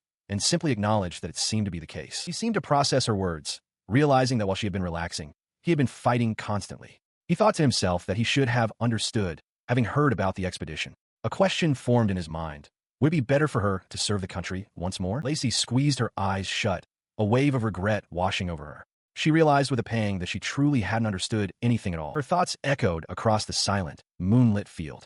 She had been ignorant of his struggles, and the realization that she was only now hearing about his dire situation filled her with a profound sense of fear. Lying back in the cool grass, she made a quiet vow. She decided she must do what she can so as not to be a burden to him. If it meant fighting, she would do so without hesitation. His sudden laughter cut through the quiet, startling her. He chuckled, asking why she was thinking about such things with such a serious expression. He then revealed that his own magic was originally meant for fighting too. He smiled gently, his voice soft. He told her it was all right, and that just as she had wished, she should go and live freely wherever she liked. Her eyes flew open, wide with disbelief. His words, so contrary to her expectations of duty and battle, left her utterly stunned. She sits up abruptly, flustered by his offer of freedom. She admits that she did make a wish, but insists it was nothing compared to his. As she speaks, Brooks, still lying in the grass, softly calls her by a different name, Wayne. His use of the name catches her off guard. She looks down at him, her confusion evident, and asks what he wished for. His expression turns serious as he reaches out and takes her hand. He gazes up at her under the vast, starry sky and gives his answer with a single word.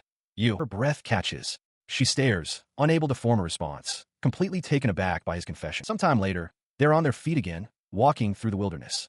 Brooks breaks the silence, asking if she's all right. He suggests she should rest and regain her strength, explaining that hunger and fatigue are forms of physical damage that can be healed with medicinal herbs. He reasons that eating and sleeping are simply more efficient ways to recover. His words strike a chord, and she stops abruptly. A look of sudden understanding crosses her face as she realizes he is talking about optimizing their time for training. She turns to face him, questioning why he is pushing so hard. He simply states that her power is already more than enough as it is. He elaborates, telling her there is no need to push herself to the point of skipping meals and sleep just to prepare for the fight against the Demon King. His tone shifts, becoming more serious. He clarifies that his goal is to defeat the Demon King and claim the reward offered for the deed. He begins to speculate aloud about the nature of this reward. He mentions that since he was an orphan, perhaps he desires status, or maybe a large sum of money. As Lacey listens from beneath her hood, wondering what he could possibly want, he considers another possibility, that the people from the village that was burned down might harbor resentment. Her head snaps up at the mention of the village, a look of surprise on her face. She remains silent, her gaze fixed on the ground.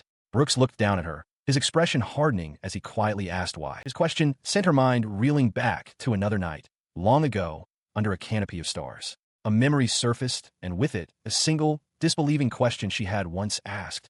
Me? She had asked him what he meant. He began to explain that the kingdom had promised to grant any wish to the one who defeated the Demon King. The idea was preposterous to her. She couldn't believe the state would release its most powerful witch for a single wish, especially before the task was even complete. He had insisted that defeating the Demon King was impossible for just the two of them. He then told her that with this wish, she would no longer have to be Wayne. His words echoed a deep-seated feeling from his own past. He remembered his childhood, a lonely existence where, as a non-heir with little magical talent, he was utterly overlooked.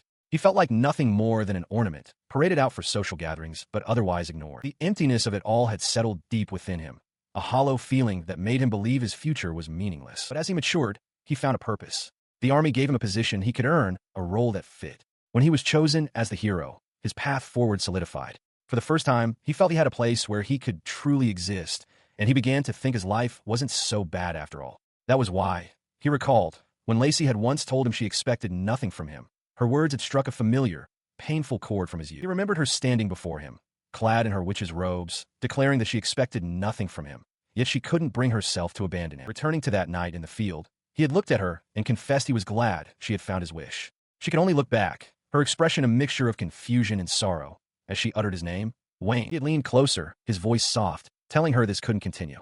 He had to free her from the burden of being Wayne. He couldn't bear to see her worried forever. The sudden intensity of his words and his proximity startled her. She flinched back and then turned, running away from him into the tall grass. She recalls Brooks's desperate plea, his voice earnest as he lay beside her in the grass. He had told her that if her actions were truly for his sake, then she must continue to live on just as she was. He continued, expressing his wish to see the world from her perspective, if only she would let him. His words faltered, his expression filled with a raw vulnerability that left him momentarily speechless. He finally managed to ask why she was saying such sorrowful things, questioning if her distress was because of Wayne. The name itself seemed to echo in the cold stone halls of a distant memory. Meanwhile, in the royal court, the king expressed his frustration to Princess Alicia. He lamented that if the reward for the subjugation had simply been accepted, things would be simpler. The princess, however, noted that she understood the feeling behind the decision. As Lacey descended a nearby staircase, the king wondered what Wayne's wish could be, and Alicia surmised it was surely related to Lacey. But back in that moment in the field, Lacey had realized with a heavy heart that the people most involved were completely unaware of the true situation. Brooks, oblivious to her inner turmoil, had pulled her into an embrace, insisting that from any perspective, it was obvious the two of them were in love. The memory faded, leaving behind the quiet expanse of a starry night sky. By morning, the sharp sounds of a hammer echoed. A young craftsman, working on a new house, called down to ask for an opinion on the height he'd reached. He was speaking to Lacey, who stood observing the construction. She confirmed the height was just right and offered her thanks, her gaze resting on the new home being built for her, marked by a sign and a charming boar statue. She is visited by Brooks, who greets her as Wayne and asks what she is doing. With them is the young field worker, Alan, who proudly presents a sign he has crafted for what he calls Lacey Neechen's shop. Brooks looks on, a flicker of surprise on his face as he processes the word shop. He asks if the name on the sign, Odd Jobs, is what she's calling it. Lacey, a soft smile on her face, confirms that it is, admitting it's a good name and that she had been wondering what to call her new venture. The young boy, pleased that the sign is complete, suggests they all take a break for tea, mentioning he has some local sweets.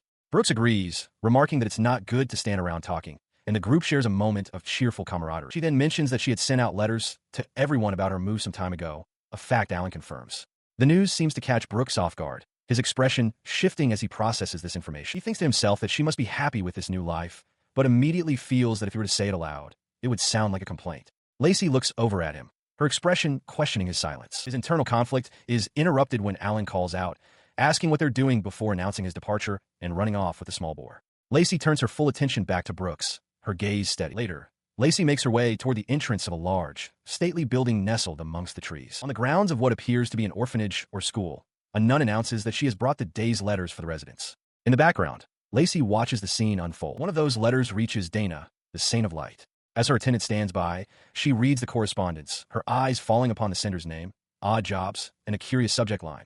Starseeker,